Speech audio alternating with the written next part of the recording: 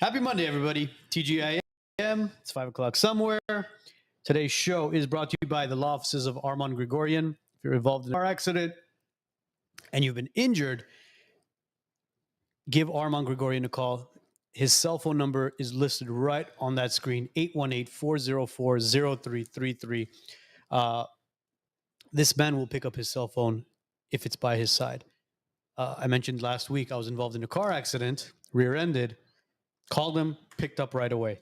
Guys, if you want proper representation, Armand Grigorian is the guy to call. He gave me the best advice on how to handle everything, and everything went smooth. So Armand Grigorian's law offices. Today's show is sponsored by him, 818-404-0333. Give him a call if you're injured in a car accident. Also, today's show is also brought to you by The Cabinet Spot. If you guys need custom cabinets, all the works, contact Vic, 1-800-495. Oh, I'm sorry, 1-888-495-0210. And tell him the WiseNuts sent you.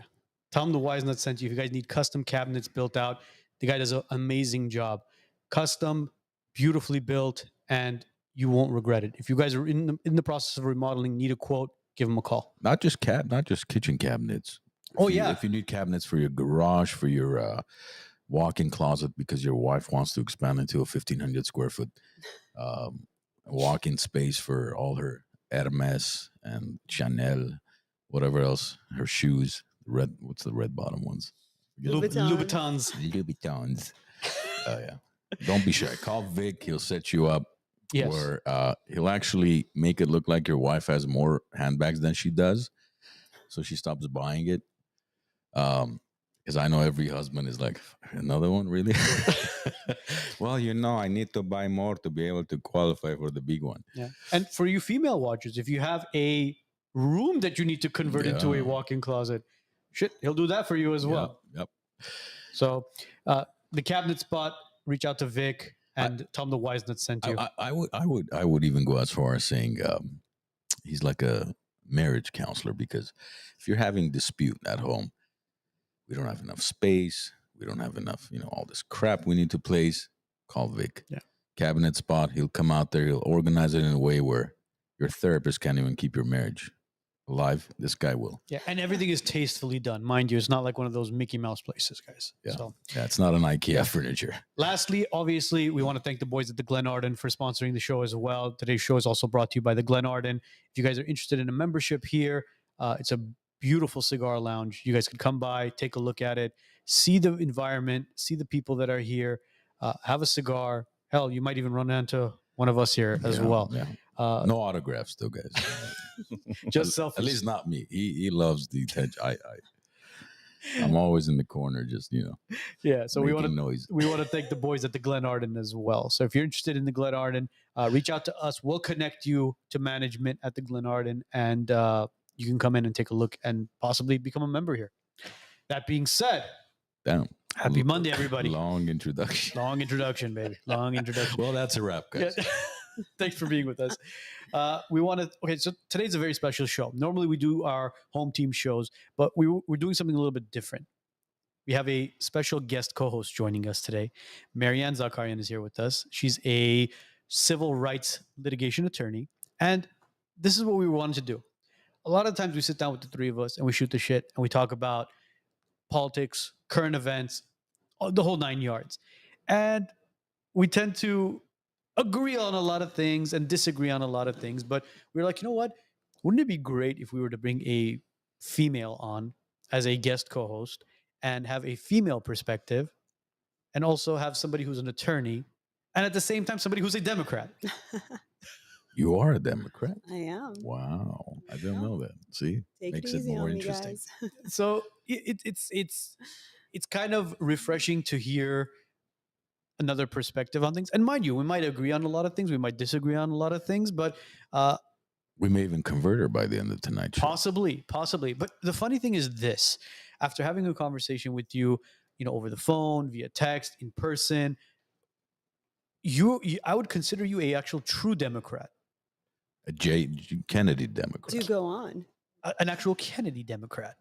Because the Democratic Party nowadays has gone so far left that some of the people aren't saying they left the Democratic Party, but they're saying the Democratic Party left them. So let me ask you this. As a registered Democrat, how do you feel about where society is heading in the Democratic Party in today's politics? I think it's heading towards a very polarizing situation, kind of like what's happening with the Republican Party, where you have this far right with respect to the Republicans, and with respect to the Democrats, you have this far left, right? You're pulling away from moderate thinking and the thinking really that is the majority of American citizens. So a majority of Democrats, a majority of Democratic women are not completely off the wing left wing crazies. That's what they're described as. So that's what I'm the term I'm going to use. We have moderate views, but we tend to skew Democrat when it comes to human rights, women's health care, and civil rights. And that's where I find myself identifying more as a Democrat than I do as a Republican. And I feel that a majority of women would, I mean, hopefully would agree with me. So We'll see. that's We'll how I see how say it it. goes. We'll see Me if too. majority of women agree or not. But it's see, yeah, because the impression. Look, I mean, if you watch news or if you're on social media, um, Democrats are far left are always the purple, pink haired, Yes. no bra on the street, like look at me, I'm voting for, yeah, no, and then you got on the right, um, the Nazi type of fascist, complete right wing extremist. Confederate flags. Yeah, which is hmm in anything, the far end extremes are obviously it's not the majority. Those are the ones that make a lot of noise. hmm But I think the ones that are center left, center right, um, I'd like to believe they're pragmatic and they make decisions based on not emotions, but more so about experience in life and what's truly beneficial for this country. Because at the end of the day, look, if we dissolve everything this country was built on, then what do we have? Right? In the shortest amount of time, the founding fathers, the United States has been able to build the most powerful, the most desired country in the world. And for us to dissolve all that because of our emotions and our disagreements and the divide would truly, truly be a shame. It would. And to be progressive and to go along with the times doesn't mean you abandon tradition, doesn't mean you abandon history. Like everything in life, there needs to be balance. So you can be progressive, you can move along with the times, you can be inclusive, but still pay respect and deference to the traditions and the foundations of what this country was built on. I think that's where politics is getting really sticky, is that you find one side saying, you know, burn the Constitution to the ground, forget history, forget tradition, we're just going far left. And then you have the other side that's saying, no, forget progressing with the times, forget evolving. This is how it was done in the 1800s, and this is how we should do it indefinitely. And neither of those options are really, as you said, pragmatic, realistic, or in any way kind or inclusive. So we need to find this middle ground, but we need to find a middle ground and make it interesting. A lot of people, I feel, go far right, go far left because it's controversial, it's Mhm. divisive, and there's this level of, I don't know, for lack of a better word, sexiness to it that people are drawn to. Whereas being moderate and being balanced may not be as It's exciting. boring. It's boring, right? Yeah.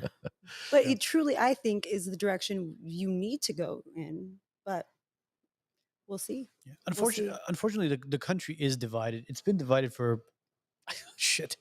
I think since 2016, it's been divided. Again, like you mentioned, you have this far left and you have this far right, and I think social media has taken a toll on it as well, creating this algorithm division as well, where you like a certain topic or you like a certain post, and all of a sudden that's what's fed to you constantly over and over and over. And unfortunately, with our attention span being so little nowadays, that's what we're seeing, and that's what we're being programmed with. So a lot of people don't kind of take a couple steps back and analyze situations. A lot of them are article title readers, where they'll just read the title of the article and They go, do. "Oh my god, Did you see the article the other day? You're like, Yeah. yeah, I read the title. Did you read the article itself? No. No. I just read the title. Oh my God! It's sad what society has become. But just going back a little bit as far as, and I can't believe this was actually 4 years ago, but to events that took place when George Floyd was killed. Um, we've spoken about this several times. What those police officers did were heinous crimes. I mean, you don't do that to an individual, a human being. And unfortunately, he lost his life and he was murdered. Now, when you look at both sides of things and you dig deep into it, you kind of fall into that division hole where division is created. And a lot of people are saying, "Oh, well, he was a rapist, he was a drug addict, he held a knife to a pregnant woman's belly," and that gets people riled up. You understand that? All right, man, the man was a criminal, but at the end of the day, he was still a human being. Was it murder or was it assisted suicide?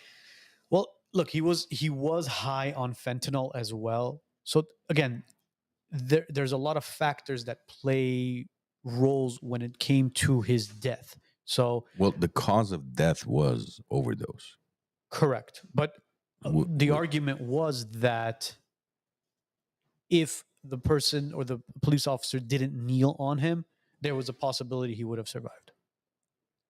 Yeah, look, I don't agree with what the police officer did, but I think the amount of fentanyl he had in his system, very likely he would have died regardless. But of course, the media took that, ran with it, turned him into this polarizing figure. Now, I think, don't they have a statue in one of the states? Or I think so. I think I forgot which state it was in, but there was a mural of him as well. yeah, if you leave it to the left, they will probably remove um, one of the gentlemen from Mount Rushmore and put George Floyd on there, or they would put him as the fourth guy.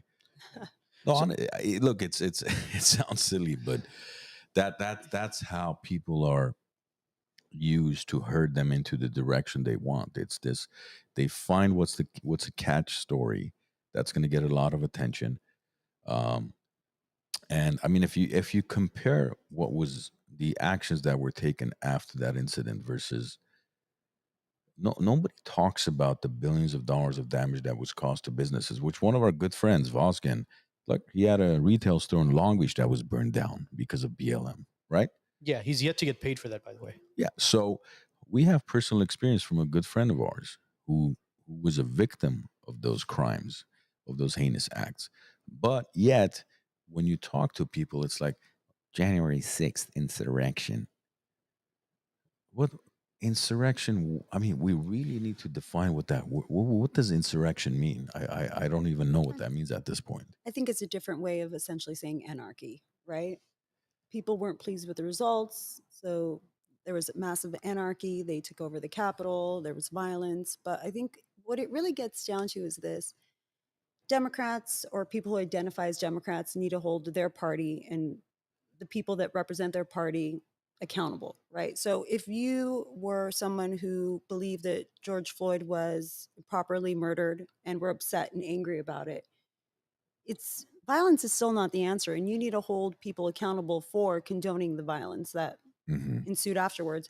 And same with Republicans. If you believe that Trump has been unfairly, I guess, persecuted, or that the Right. elections were not proper, again, you violence is not the answer. So, but you find this where Republicans are dinging Democrats for bad acts and Democrats are dinging Republicans for bad acts. But I Right. think you actually need to hold your own party to a higher standard and have them feel more accountable for their actions. So both are wrong. Neither is right. What happened after the George Floyd murder or protest was wrong. What happened after the Biden election was wrong. You simply can't go to violence and say, well, it's justified because we're upset. It's justified because we feel not heard. You've got to find an alternate mode to further your cause, to feel heard. Violence is really just like the lazy, weak man's approach, in my Of opinion. course. But do you think since then, have we, because January 6th was what, almost 4 years ago, Yes. right? 3.5 Hmm. years ago. Have we in any way learned anything or improved? Because here's what, look, this is what kind of frustrates me is, during the debate with Kamala and Trump, um, and then you watch any news station which majority 9 out of 10 are Democratic news stations. It's all about Trump is a threat to democracy. If I was Trump during the debate, I would have said, "Listen, you're calling me a threat to democracy, right? Please explain to me what's democratic about the way you became the nominee for the president. You were not democratically elected to be the nominee. You were selected, and there was a coup against Joe Biden, who's the sitting president. Hmm. Nobody. Why don't we label that as insurrection? Because the guy had no choice. He was pretty much boosted out by his own party, and then she was just put into that position. There was no nomination. There was no debates. Well, on a legal standpoint, and you'll probably know this better than I will, on a legal standpoint, she does automatically become the nominee because he's the sitting president. Is that correct? Correct. But she was also elected during the Democratic committee. So she got the electorates to bid Yes. their How did electoral votes how towards her. did Trump So they become could have the picked someone else. how did Trump become the nominee? Well, Were there same. no debates between Vivek and Pence and Chris Christie and what's her Nikki Haley and DeSantis and everybody else, right? Did that take place for the Democratic Party? No. And I think that has to do with the fact that Biden didn't resign until what I want to say a month ago. Yeah. Well, It was in July. in July. Pardon A- me. And So until y- very recently, there y- wasn't much time for the Dems to put out. you don't think that was calculated? No, I think, he's a lifelong politician. He's devoted his life to politics. I really believe that even though, I don't know if I can say this, that he is suffering from dementia, he really wanted to stay in. He really thought he could do it. And quite arguably, maybe he was resisting people telling him he needed to step down. The timing of it left no other room than for her to step in and be the Candidate. nominee, Yeah. yeah, the candidate elect. I mean, there was just no time. And RFK went out there, he made a bunch of noise, yes, and now he's firmly in Trump's corner. But then there was also so many weird stories about him as a person, right? Like everything from him. No, we haven't heard No, him. no. Oh, Please okay. share. Yeah, yeah.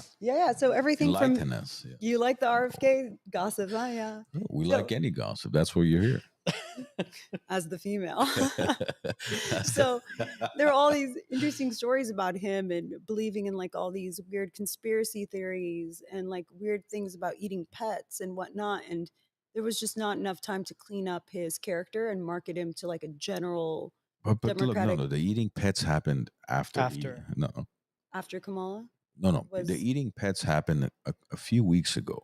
But RFK endorsed Trump about a month and a half ago, which was prior to the eating pets situation. So tell me what stories, weird stories there are about RFK. I'd like to. Is it the ones where they were talking about drugging the water or having some stuff in the water I that mean, I think he's a well accepted conspiracy theorist, right? And we're not even talking about the conspiracies that are palpable. We're talking about conspiracies that are really out there. Like what? What would be an example of that?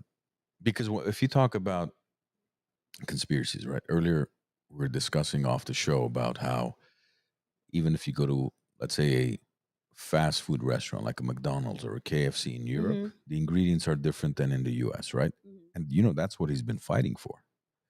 RFK. I didn't. I'm actually not as knowledgeable as I should be regarding So RFK's policies and thoughts and yeah, but you opinions. said there's some weird conspiracy. So I that's why I'm curious if there's something that I'm not aware of because he's been fighting the whole vaccines. Look, his lifelong goal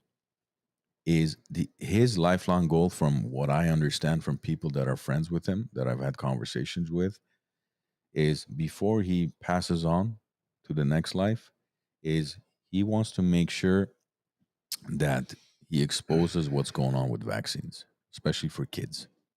Right. But he's not a doctor, is he? Nor is he He a does he scientist. doesn't need to be. I mean, have you seen the way he looks though? He's, I mean, for his Meaning? age, well, look, for his age, a man being 60 plus years old, he's chiseled. I mean, the guy you could basically, As they say, you could probably iron a shirt on his stomach. But he's pretty healthy, and his standpoint is making America healthy again. Kind of, Maha. yeah, Maha.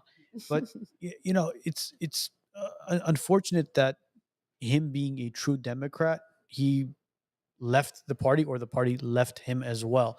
Just like what's her name? Oh my God, I can't believe I forgot her name. Hillary Clinton. Oh jeez. Tulsi Gabbard. Yeah, Tulsi Gabbard. So Yeah. Tulsi Gabbard was a Democrat as well. She left the party. So there's something that they're seeing where everybody's kind of moving super far left, where they're saying, okay, look, we're Democrats, we're for the inclusiveness and all that, but you guys are going way too far. And I think there's a lot of a money factor in this as well, where a lot of money is being either laundered or washed, or something is going on where it's kind of like a domino effect. You go back a couple of years to when you talk about Hunter Biden in Ukraine, and everybody was like, "Oh, what's Hunter Biden doing in Ukraine?" And apparently there was a story going around that there was money laundering going on, and then all of a sudden Joe Biden becomes president, and then boom, the war in Ukraine takes place. So you talk about conspiracy theories. I mean, we were even saying those were conspiracy theories, but then long and behold, a couple of years passes, and all of a sudden, shit, it's no longer a conspiracy theory. Shit's actually going down. So I mean, it's kind of hard to believe what's going on either side, but the left is harder to believe at this point. I think the truth is always somewhere in the middle, right? Conspiracy theories aren't complete BS because there's got to be some basis to truth in them. And what politicians and what the media tells you is also not completely the truth. And if you're buying either of them fully, then there's something wrong. You've got to question what you hear on both ends. So the media has its purpose. Politicians, billionaires, all these guys, like they have their own self-interest. I refuse to believe that whether you're a Democrat or a Republican, your main concern is the everyday working man. I think both parties have really abandoned the everyday working man. And that's where, see, this is where Trump comes in. This is where people really, really like Trump, is because even though they may not like the way he speaks, even though they might not like some of the things he does, it's better the devil you know than the devil you don't know, right? What Yeah. you see is what you get. And people like this on authenticity, which they feel is lacking in a lot of other politicians and society and media. So I'm not really sure if believing in conspiracy theories is wrong. I'm not really sure if believing what the media tells you is wrong. I think that the truth is somewhere in the middle, and we're all just trying to find it, really, Yeah. and make sense of it. I think it's the people that we actually need to follow, uh, that are well informed and who are educated in what they're talking about. In 2020, when George Floyd was murdered, you had the AOCs, the Maxine Waters, all those people going out and saying, "Go out and riot." It's like, dude, we don't want to go through what happened back in the 90s when Rodney King was killed. Or not killed, I'm sorry, not killed. When Rodney King was beaten by the LAPD, where the entire Los Angeles was basically burning to the ground. Everybody just went out into the streets, and these individuals who were part of the Democratic Party were saying it's okay to go do that. This kind of ties into these celebrity endorsements that are coming in for Kamala Harris now. These are the wrong people that people are listening to. The media has completely taken control over everything. Like, who is Taylor Swift to make a political decision? Between Taylor Swift and Jennifer Lopez, how many guys have they picked that were the right candidate? Well, Jennifer Lopez has more rings than Tom Brady. I'll tell you that much. She's the GOAT. She is the GOAT. She's the GOAT. And mind you, she couldn't even make it work with Ben Affleck the second time. Shit, I'll Okay. make it work with Ben Affleck. In her defense, he seems like a pretty miserable guy. Ben Affleck? We've all seen those photos of him slamming the Oh, car yeah. door. You And think she makes her miserable or he's miserable? I don't know. I'm definitely not the person to ask about relationship advice at this point. Hey, in my listen, like I said, I would make it work with Ben Affleck. Look, yeah, because when it look, I think a woman can make or break a man, and I think that's the situation Ben Affleck is dealing with. Because obviously the guy can have any woman he wants, but these celebrities, there's publicity. Dating J Lo and then marrying her for the second time or for the seventh time, you're always on the cover of national news, People magazine, whatever the magazines are today, right? So we'll never know whether is that the reason why these guys tend to go back to the same woman, or even because I don't think it's like, yeah, I'm gonna marry a celebrity because they understand what I'm dealing with as a celebrity. But why not? Maybe that is the draw. I don't think that's the draw. It's to be in the public eye, because when you become irrelevant, how else are you going to be on the cover of magazines? There has to be some controversy, and the controversy is going to be relationships. Everybody loves gossips. Everybody loves that. Oh, who's married to who? Who's sleeping with who gives a flying who's sleeping with who? I mean, let them date a normal girl, like a civil rights attorney. Why not? If you're watching, Ben. Yes, Ben. Single. Reach out. See, there you go. Call me. You're willing to. So that's what we have to look at. Is it's all the facade, and then for millions of people to follow them and think, well, if Jennifer Lopez is supporting Kamala Harris, then sure, I will too. Yeah, really? That's your deciding factor? Yeah, but I mean, they have a right, just like anybody else, to voice their opinion. They have a bigger platform, which really works for their advantage. But they have Taylor Swift has the same right as you and I to say, "Here's the person I'm voting for." No, I tell you why she No? doesn't. Because she has a a public responsibility, and she has to have integrity. Because I I'm almost certain, if you sit down with majority of these celebrities, if you break it down to them, okay, why do you choose this person over that?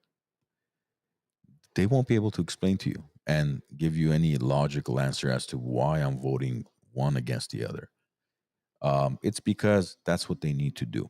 And if you're a public figure who has 100, 300 million followers, I think you have a moral obligation to your followers to be honest. And they're not being honest. That's where I have a problem. I don't think they're being honest. They're just doing what they think they need to do in order to stay in the spotlight, for Hollywood not to ask them out, for them to continue to have their concerts or whatever industry they're in. That's where I have a problem.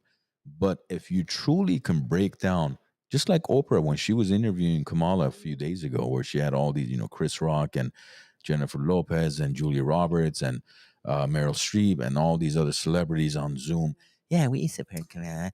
It's like, really? Do you?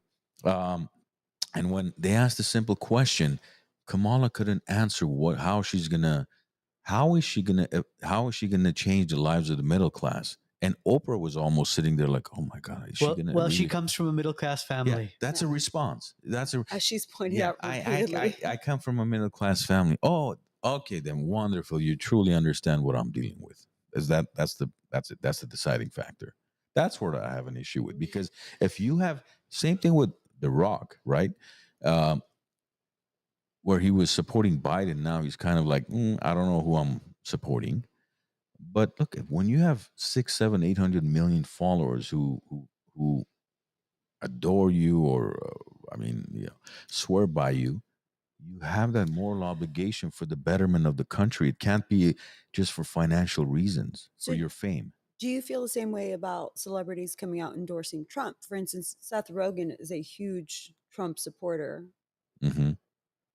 Did I say Seth Rogen? You did say Joe Seth Rogen. Rogan. Joe Pardon Rogan me. is. Joe Rogan It's hasn't late. I was supported about to Trump. say. I Monday. was about to say. Wait a minute. Who cares Seth about Seth Rogen? Rogen? Joe Rogan hasn't I endorse supported Trump. He hasn't He endorsed has. Trump yet. Yeah, When No, did he? not yet. he has. I mean, he's all but officially endorsed If him. you're confusing Joe Rogan with Dana no. White, which Joe- people have, No. I know the difference. I used to work for Zuffa, okay, which is the former owner of You the worked for UFC. Zuffa. I Oh did. my God. for the Yeah. Fertitta brothers, basically. Yeah, I had a Wow. and then they started accumulating all the other MMA industries, and including Pro Elite, which I worked for. So I've had some interesting. Wow. Well, we're gonna get into interesting WWE contract talk. We should stop. negotiations We should there. stop. Yeah. Pull the handbrake. Pull the handbrake. Yeah. So I Let's mean, just say I bailed Kimbo Slice out of jail once. You did? I did. The late Kambo Slice. Yeah, Really? the late great street fighting Kimbo Slice. Yeah. Interesting. okay, that's another topic. Let's put a note on that. We got to come Seriously. back to that one. Let's But- earmark Yeah, that, guys. seriously. We're gonna forget about it. But Oh, no, geez. do you feel the same way when celebrities come out and they endorse Trump? No, See, hold on. endorsing. Can I say one Sure, thing? go ahead. Rogan, I personally have. If people in the comments who are listening, if you guys know if Joe Rogan has endorsed Trump, I don't know he has or not. Okay. I know Dana White is a very very big supporter of Donald Trump, and there's a huge backstory behind it because when the UFC was purchased by the Fertitta brothers and Mhm. Dana White was the face of the UFC, they were looking for venues, and one of the people that said, "I will open up my casino to you in order for you to host your events," was Donald Trump. And he actually stayed for the event from the first fight until the main event. And recently he's been showing up to some of these UFC pay-per-views, and the crowd, they go insane when they see him. But Rogan, I don't think so. But going back to what you were saying about celebrity endorsements, it's at this point, it's they're doing it because the Democrats are doing it. And unfortunately, when you look at the caliber of celebrities that are endorsing Trump, it's not the same as the Democrats. Because they're afraid. Yes. Look, here's I don't care about the endorsements. You know what I care for? I want Kamala Harris to go sit on a podcast for 2 hours. That's what I want. No, honestly. Howard Stern, right? He was all over Trump before he became a politician. Mhm. He was one of his most visited guests on Howard Stern. Why? And Fellow New Yorker. same thing with Barbara Walters, same thing with Oprah, same thing with Donahue, everybody. These guys were all over him. The View. The View. But I don't care about endorsements because I don't care who Dana White's voting for. I don't care who Joe Rogan's voting for. Yeah. What I want is a sit down to have an open conversation. That's what I want. When you see a 78-year-old man who's traveling all over the country, working 20 hours a day, rallies, podcasts, interviews, going on CNN, MSNBC, doing debates with ABC, who he knows he's going against three people with, two moderators and so on and so. Just have a podcast. I want to see somebody have an actual raw conversation. The reason why she won't do it is because she can't. She can't contain herself from laughing like a hyena and making a fool out of herself. But so here's my question. Who is the real Kamala, right? Because she's had a very meteoric rise. She was DA, AG, senator, VP. It's gone all uphill for her. Very little failure in her life, very little Oh, yeah. adversity in her life. Like it's been an Mhm. easy road for her. Her uphill was So- basically like the votes that came in at 4 a.m. during the 2020 election. Just saying. But a woman like that doesn't get that far in life by being like a hackling idiotic hyena, which was Really? what she's selling, right? She's out there. It's like the Starbucks cup, my lipstick. No way. You've got to Wh- be a savvy, meticulous, tactical woman to I get where disagree. she is. Compare her to Hillary Clinton. Well, Hillary's What? a gangster. I There loved you Hillary. go. You see? Hillary You is see? Hillary, I Angela hate Hillary. Merkel.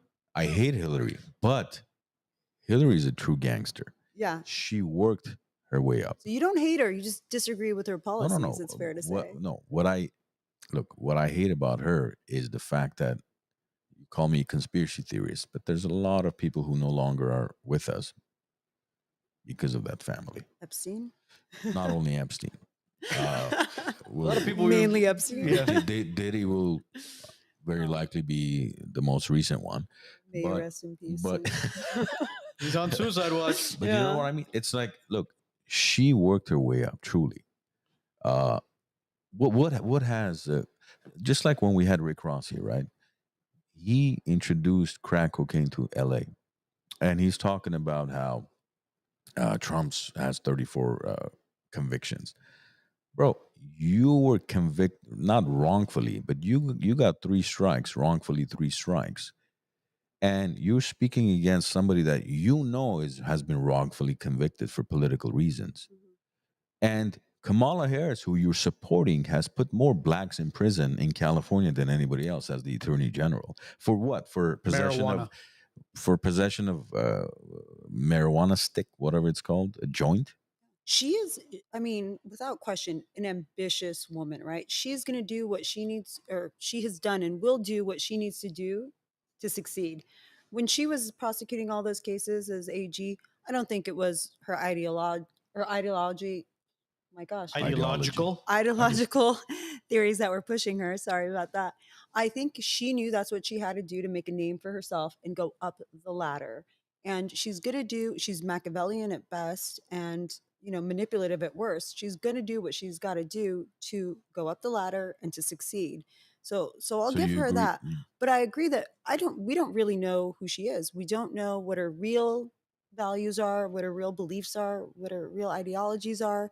We know very little about her. And again, the devil you know versus the devil you don't know. Trump is an open book, right? You Be- know exactly what Yes. he's thinking, exactly what he believes in, exactly what he's against. Whether you like it or not, and you can make an informed opinion. With because her, he's it's a had lot of smoke and because there's mirrors. thousands of hours of him speaking in an open format. Kamala has not been on one single podcast. She's a beautifully constructed icon that they're selling to Of the American course. public as a Democrat. Hillary was a real person. Hillary had failures. Hillary had bad points. Hillary had Bill, who was a lot of baggage. But through it all, you still knew who she was, whether you liked it or not. You knew what she Exactly. stand for. You knew her policies. You knew what her life's work was. So again, whether you supported her or not, you felt like she's authentically herself. I think people nowadays are really, really hungry for authenticity, right? Mhm. They want to see politicians, celebrities, neighbors be their true self so they know what they're getting. Kamala is just more of the same smoke and mirrors. And I'm going to get roasted for this. I know because I'm a Democrat and I'm a woman, but I simply don't know who she is. It's hard for me to say, I'm going to back you, I'm going to vote for you, I'm going to throw my support behind you when I don't really even know what she stands for. And I think to kind of put pressure on myself or other women to say, well, you've got to vote for Kamala because, you know, She's you're a a woman. feminist, she's a woman. That's really sexist. And because the same women who are voting for Kamala are the same women who come to my trials, sit on my juries, and vote against women in civil rights matters.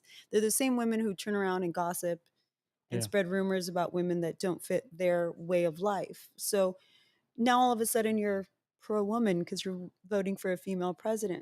It doesn't really work like that. It's like this pick and choose kind of mentality. See, Kamala's campaign is running very copycat to what Hillary's campaign was. It's kind of 100%. focusing on the middle class. It's targeting the middle class. And her approval rating right now is roughly around 43%. So it's very similar to what Hillary's campaign was during the 2016 campaign against Trump. Now, the difference between Kamala Harris and Hillary Clinton is this. It goes back to what you were saying. Hillary Clinton, everybody knew who she was. So a lot of people were voting against Hillary. Now, playing devil's advocate, come 2024, a lot of people may be voting against Trump because they know who he is. So there's that kind of teeter totter going around as far as like what's really going to be happening this upcoming election. Because are people going to be voting for Kamala because they know who she is? No, that's not true. They're not going to be voting for her because they know who she is. They're going to be voting against Trump because they don't want him in office. That's what's basically going on So, now. which begs the question, why do people not want Trump in office? And this whole he's a threat to democracy is like a BS talking point, right? Why do most people truly not want him in office? Like, what is the real fear? Well, the media has done a phenomenal job completely tarnishing this man's name. He's abrasive. That's why. Do you know what I love about him? Is because if I was in this position, I would do the same exact thing. If I'm dealing with the leader of the ISIS, Al Qaeda, and all What these is? guys. Are you both like tongue tied today? Right? Ideology, Yeah, Al Qaeda. I think we're both nervous. I have that effect on people. Sorry. I love that approach of listen, bro. Here's a satellite image of where you live. Don't fuck around. Do not one American is hurt, you're done. I love, but a lot of people, oh, that's too aggressive. Is it aggressive, really? How else do you deal with the bully? Well, how do you deal with the bully? how do you measure aggressiveness? Is it deterring those things from happening? Is it a proper deterrent? If it's a proper deterrent, then it's not too aggressive. It's the perfect amount of aggressive, right? But that's the thing. Did you hear the term? Did you hear ISIS at all during his presidency? No. No. it's What not. happened? All of a sudden, after Obama, ISIS decided, okay, we're going to retirement. No, what happened? No. What happened to They ISIS? were scared of him. Okay, Trump said, "You show me you're crazy, and I'm going to double up and show you there what you go. crazy really is." And they thought to themselves, "Oh my God, he's not kidding. Like, this isn't rhetoric." Like, they get up there. Macron is the king of rhetoric, the president in France. France, yeah. Yeah, I'm a And friend. Yeah. and they get up there and they're like, we are against this. We will stand behind this country. We refuse to like cower down. And it's like, but essentially you do nothing and Do you're something. scaring no one. Yeah.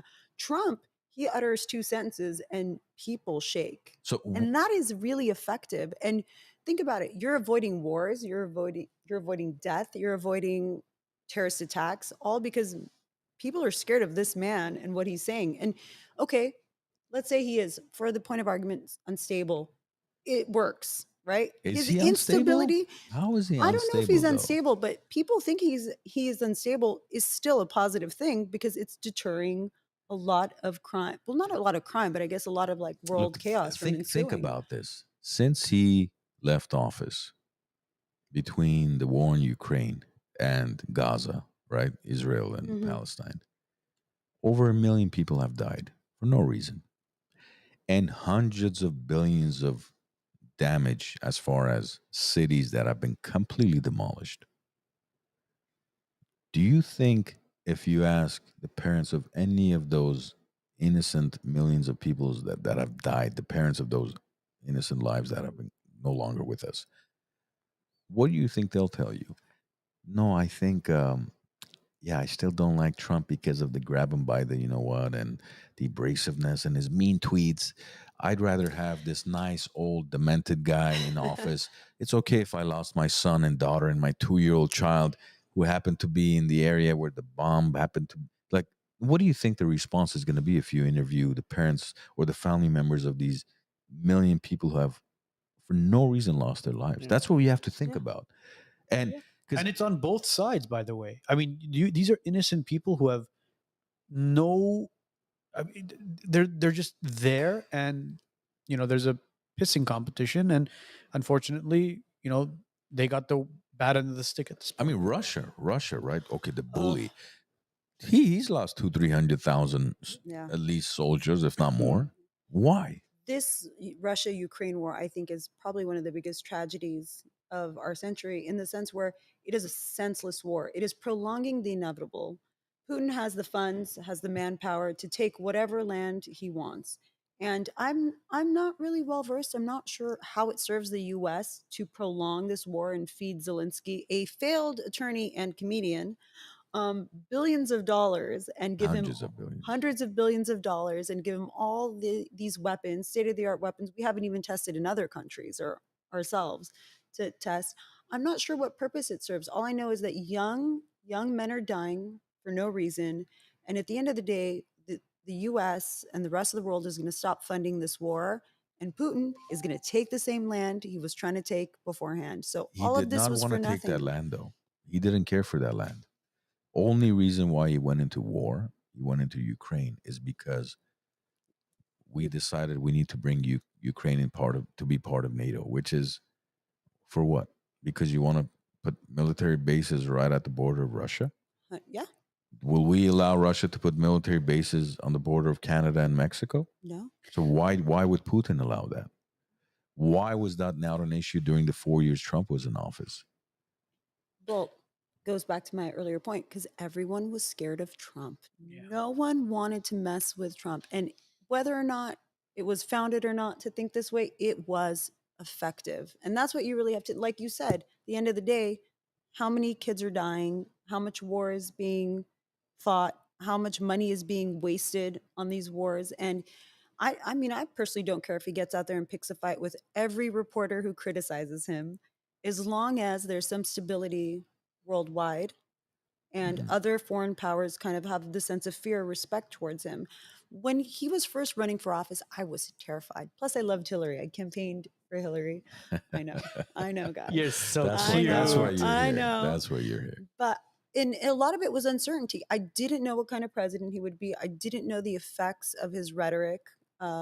It was just there was too many unknowables, right? Factors that made me feel uncertain and anxious.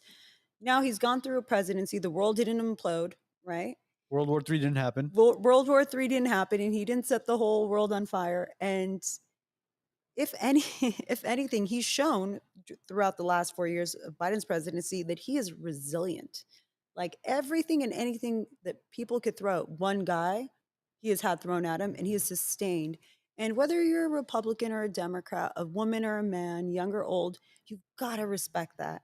You've got to respect that this guy has taken hit after hit after hit, and he just keeps going. You're almost selling this on Trump, by the way. I know. I think I'm going to vote for him this year. Sheesh. Damn, man. Because we all that's really life, right? We all just keep taking tragedy and hit after hit, and all we can do is really survive and persevere. And watching him do it on such a huge scale for me is admirable. And I also feel guilty saying that because I feel like I'm somehow, I don't know, I'm a You're traitor. betraying your party. I'm betraying my Let me- party. so- I'm betraying my gender. Let me ask you this. So, because none of us have ever been in politics, none of us have been world leaders. I don't think none of our audience or anybody. But to break it down with a different example or where all of us can relate to, do you have anybody in your family? When I say family, meaning between, let's say, parents, siblings, but then uncles, aunts, the whole, extended family. Is there that one individual in your family where everybody respects and is like, okay, if he or she says it, then that's kind of the word. That's what we follow. We respect. You respect that individual on a different level. It's kind of like the Godfather, It's like you Yeah. go to him, you talk to him. Do you have that in your family? Yes, but it's a she, and I'm sure she's watching. Dr. Lusik Varakian, my aunt. She is 80 years old and is still the capo. She's still the Why? boss of the Why? family. She has a very strong personality, and her and I sometimes will butt heads. She will say something to me that's for my own good, and I will get very hurt and offended and sensitive about it. But at the end of the day, I think everyone looks at her as she's coming from a good place. Mm-hmm. And it doesn't matter that her delivery might be a little bit brash. She's also very accomplished, You're describing Trump, but go ahead, please go ahead. She's very accomplished. She immigrated to this country. She was working in like hospitals in the ghetto to do her residency until she got licensed. She became a doctor. She had her own practice. She bought a bunch of property. And she supported not only family, but family friends, and has always been very generous.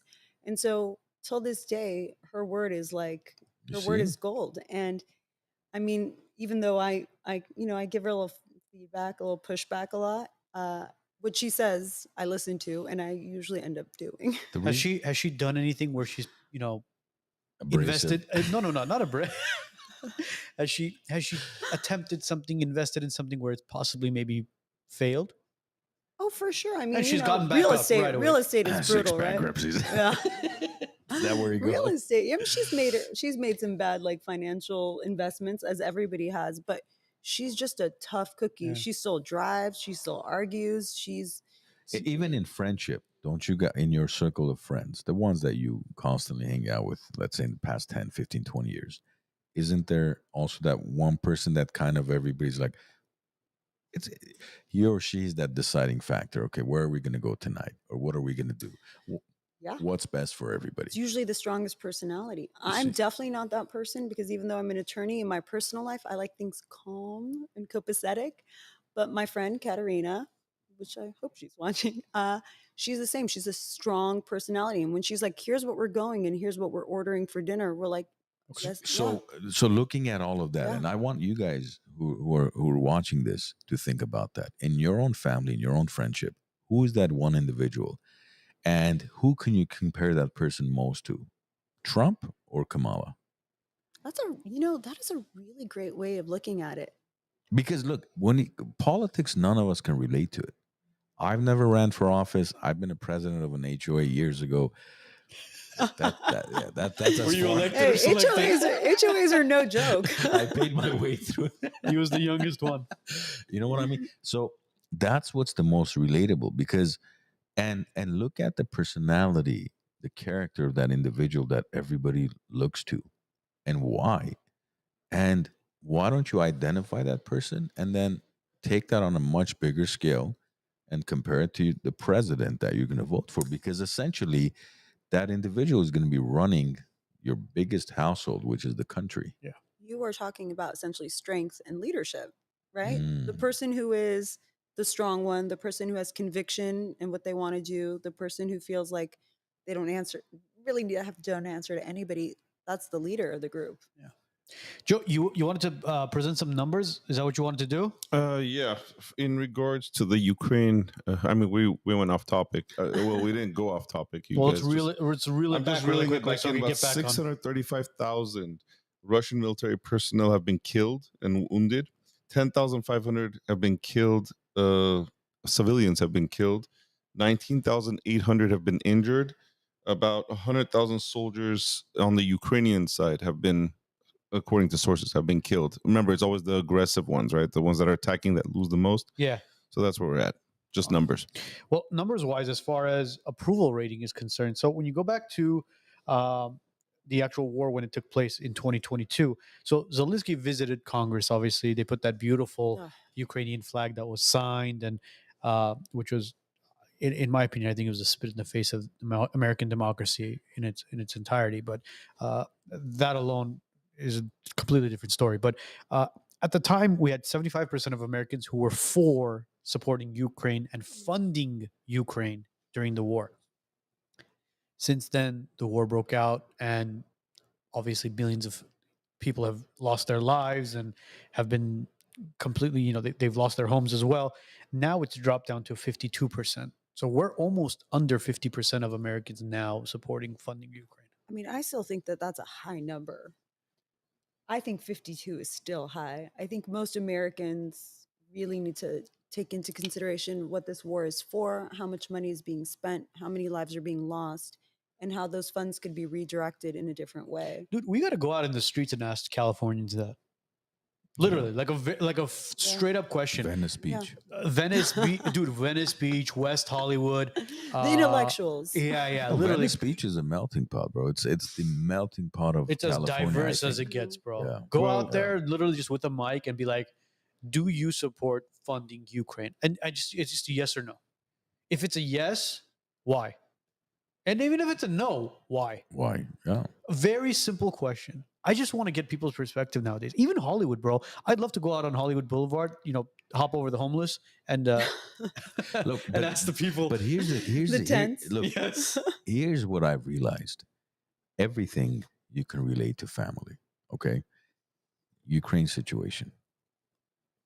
Have you ever had a cousin or a friend who's always, let's say, involved in something? Drugs, trouble, fights, this, that, right? Have you guys had I mean, have you guys had that? I think Arno should answer that because I'm no rat. You don't have to mention names. We're not name dropping here. We're not. Got a big family and they're Armenian, so Look, clearly the answer. Look, I've every family member has a black sheep. And for those of you that don't know what a black sheep is, go to Urban Dictionary and look up black sheep. So my point is, I've had that in my life since I was a kid. I've always had that in my life. What happens? There's always the family member, the parent, or somebody that's like, it's okay, let's bail them out for the seventh time. No, stop bailing them out. Stop doing this. Stop encouraging and funding their bad behavior, which is what we're doing as a country now. I understand our intentions are completely different here because I don't think we're doing it for the greater cause of Ukraine. We don't give a flying about Ukraine. The only reason we're doing that is because we're just sending hundreds of billions over there so we can wash that money and then bring it back and invest it within our own. And then we're giving BlackRock a $400 billion contract to rebuild Ukraine. And of course, there's back end deals over there and everywhere else. So I don't think they're doing it because they're concerned for their long lost cousin Zelensky. But the example is similar to that one guy you have in your family that you're like, listen, if he's continuing to do this, just let him be. The only way he or she's going to learn is let them fail, let them fall on their face and allow them to come back up and, deal with it. If you constantly fund them and you bail them out and you hire attorneys and they're not going to learn from any of this. And anything you look at, you can relate it to your own. Because look, at the end of the day, your family is a small country of its own. Whether it's 20 members or 200 members, however many members you have in your family, there's leadership. You have the president, the vice president. You have all the the left and the right. One thinks you shouldn't do a big birthday. The other one says, yeah, do a big birthday. Oh, we shouldn't do grandma's ceremony this way. Or we should, grandpa passed away, we should do it this way. Everybody has an opinion. But at the end of the day, you have to make a decision. And these decisions have a long lasting impact on, and the decisions that are being made, unfortunately, have nothing to do with us. The decisions are being made based on what's good for them. Right. These politicians. Can I make one change to what you said? Of course. I would say a family isn't more like a government; it's more like a monarchy. Compare Yes. your family to the royal family.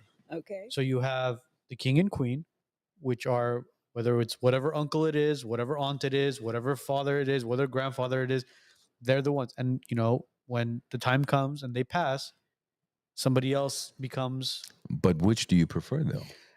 At this point, it unfortunately with I don't want to say unfortunately with the Armenian culture and with I'd say majority of cultures, whether you're Muslim, Jewish, Christian, it doesn't matter what you are. It's more of a monarchy But than it which is do you prefer?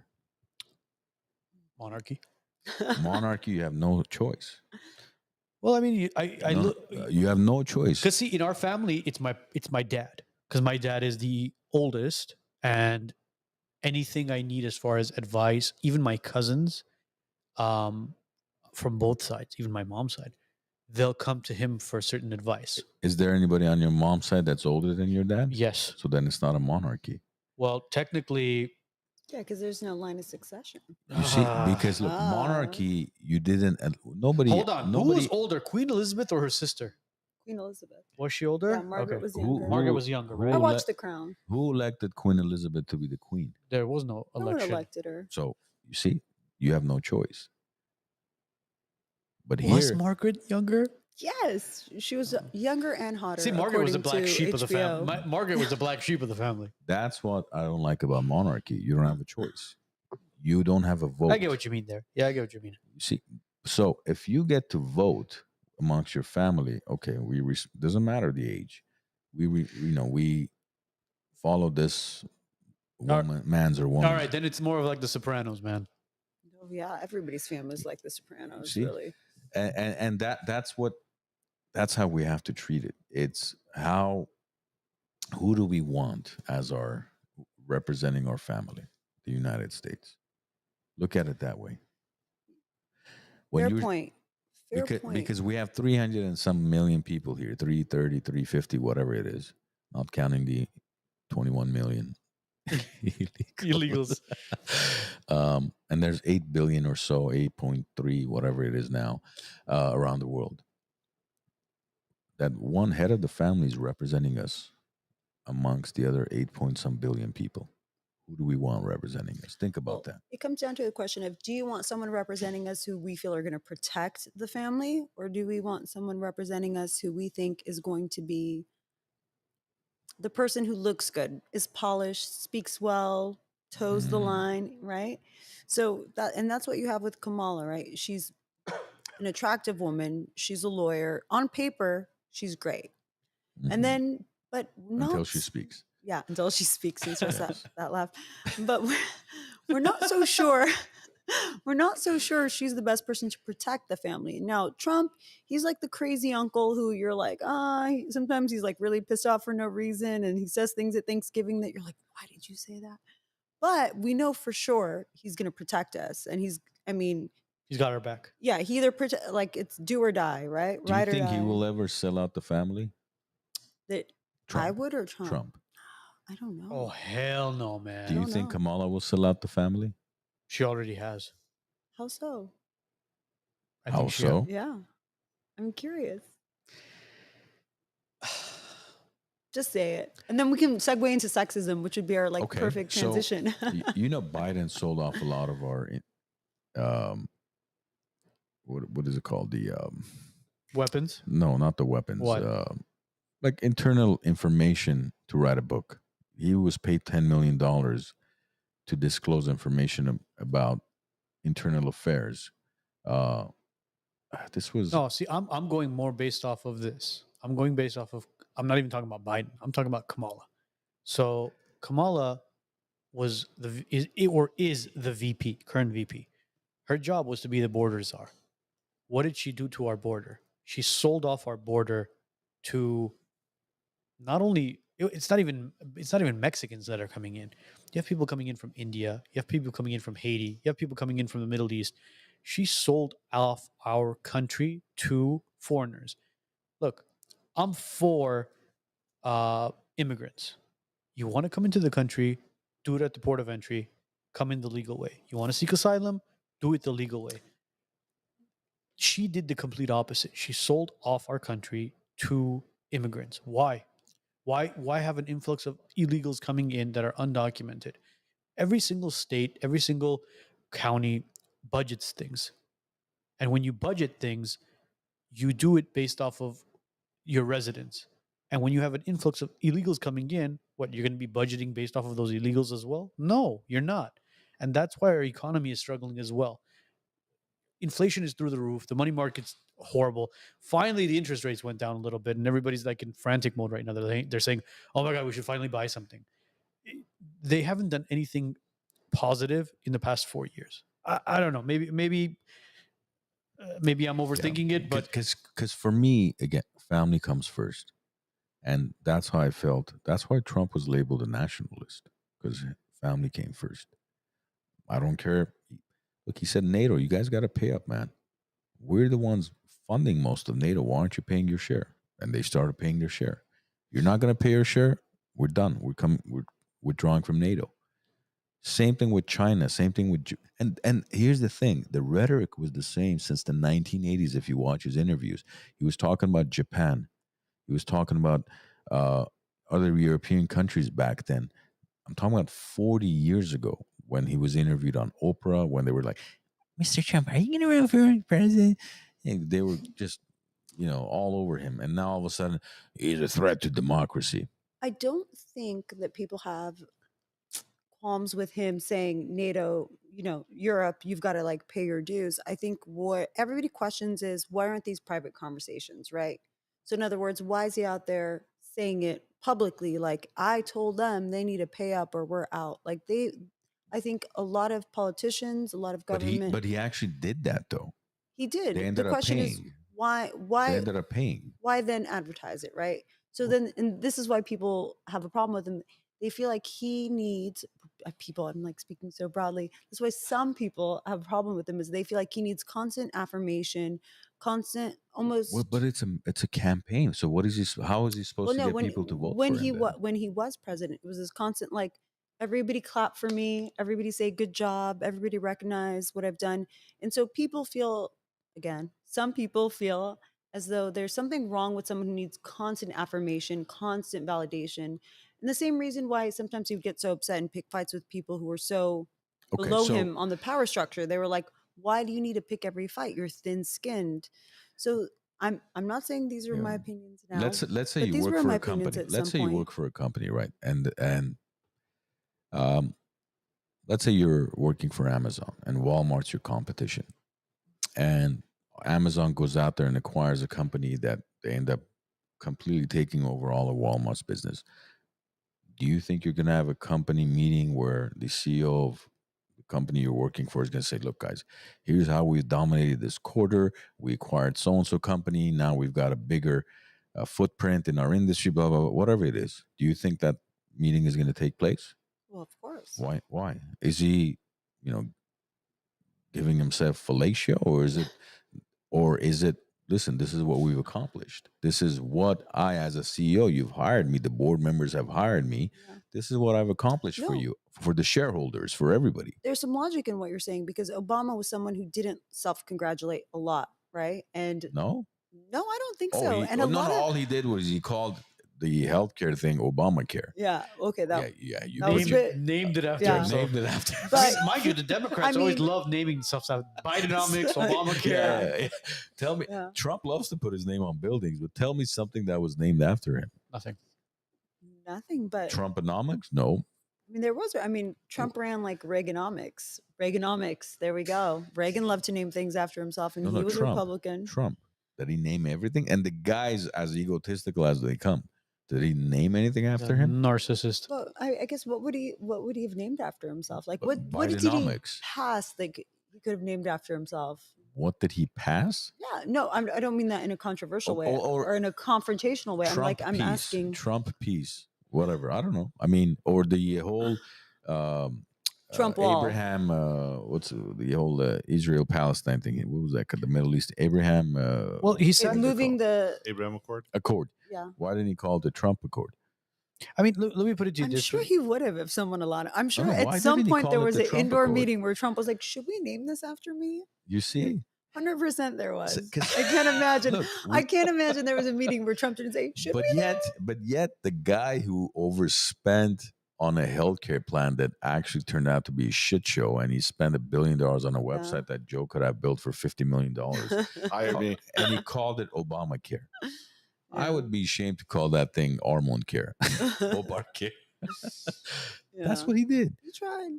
You see what I mean? So it's the whole talking about himself and wanting that affirmation. It's not a bad thing, because that's how you get people to follow you and be like, okay, this is what this guy's accomplished. And for the first time, we had two nominees who had been president running against one another, Biden and Trump. Yeah. And yet it's like, no, come on, Biden, you're out.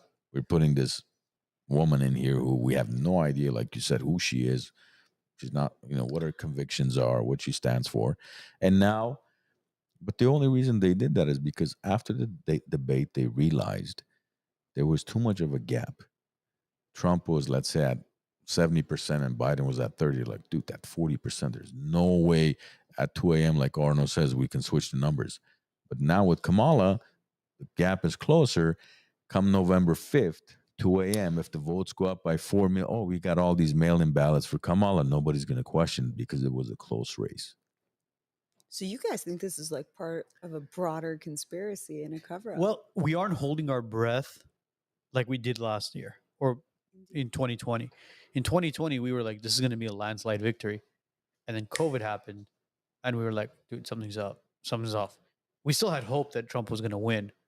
But then when we saw that graph at 4 a.m., and then all of a sudden, Nevada, Minnesota, Georgia, they shut down the polls and they say, okay, we stopped counting.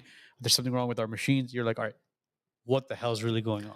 Don't you guys think it's bizarre we still vote on these like archaic machines where like all of Europe has like a full-on system? They basically vote on their phones, log in, I would actually try have like an efficient way of voting. We would- still go to the polls. We wait in line for 2-3 hours. We vote on these like 1985 manufactured machines. I would trust those arcade machines over somebody's phone. Really interesting. Why? mean, How easy would it be to to hack? manipulate the phone system? Marie-Anne, can I see your phone real quick? Yeah. Like, could you imagine? There you go. No, I mean, look, Just go into my who's Dropbox. counting the votes? Who's counting the votes? Volunteers. Really? No, they're volunteers. Right, People but- volunteer to work the voting booths or the voting But who's stations. keeping track of it? Do you remember what happened with Arizona a couple of years ago with Carrie Lake? Carrie Lake was running for governor. Who was her opponent? Secretary of State. Who was in charge of counting the votes? Secretary of State. Secretary of State. Now, she had 10,000 followers on Instagram. Carrie Lake had 330,000 followers at the time. Yet all of a sudden, overnight, boom, we got all these mail-in ballots. Half the voting machines were not working, technical difficulties. And boom, boom, boom. What do you know? Carrie Lake loses. How? No. How's that I possible? don't know. I mean, there might be a correlation, but there's also the fact that people who mail in vote aren't really that tuned in. Like we call them the Golden Girls, but all the women in my family, 70 plus, they get mail in ballots, and a lot of them don't know really what's going on, right? So they'll just hand it to me. They'll vote for president, right? Mhm. And they'll hand it to me. They're like, check the other boxes. And obviously, I'm going to check the boxes that I want to check on all 10 of those ballots. So you're skewing the votes. We got to sit down and have a conversation about that later. Yeah. Should I Sheesh. be admitting that publicly? Well, I'm not really sure. according to researchers recently, 20% of Americans have began to trust the government less, and this is the lowest it's ever been in 5 decades, guys. Jeez. So could you imagine what has It's happened only in the past? 20%. Well, that 20% of Americans don't trust the government.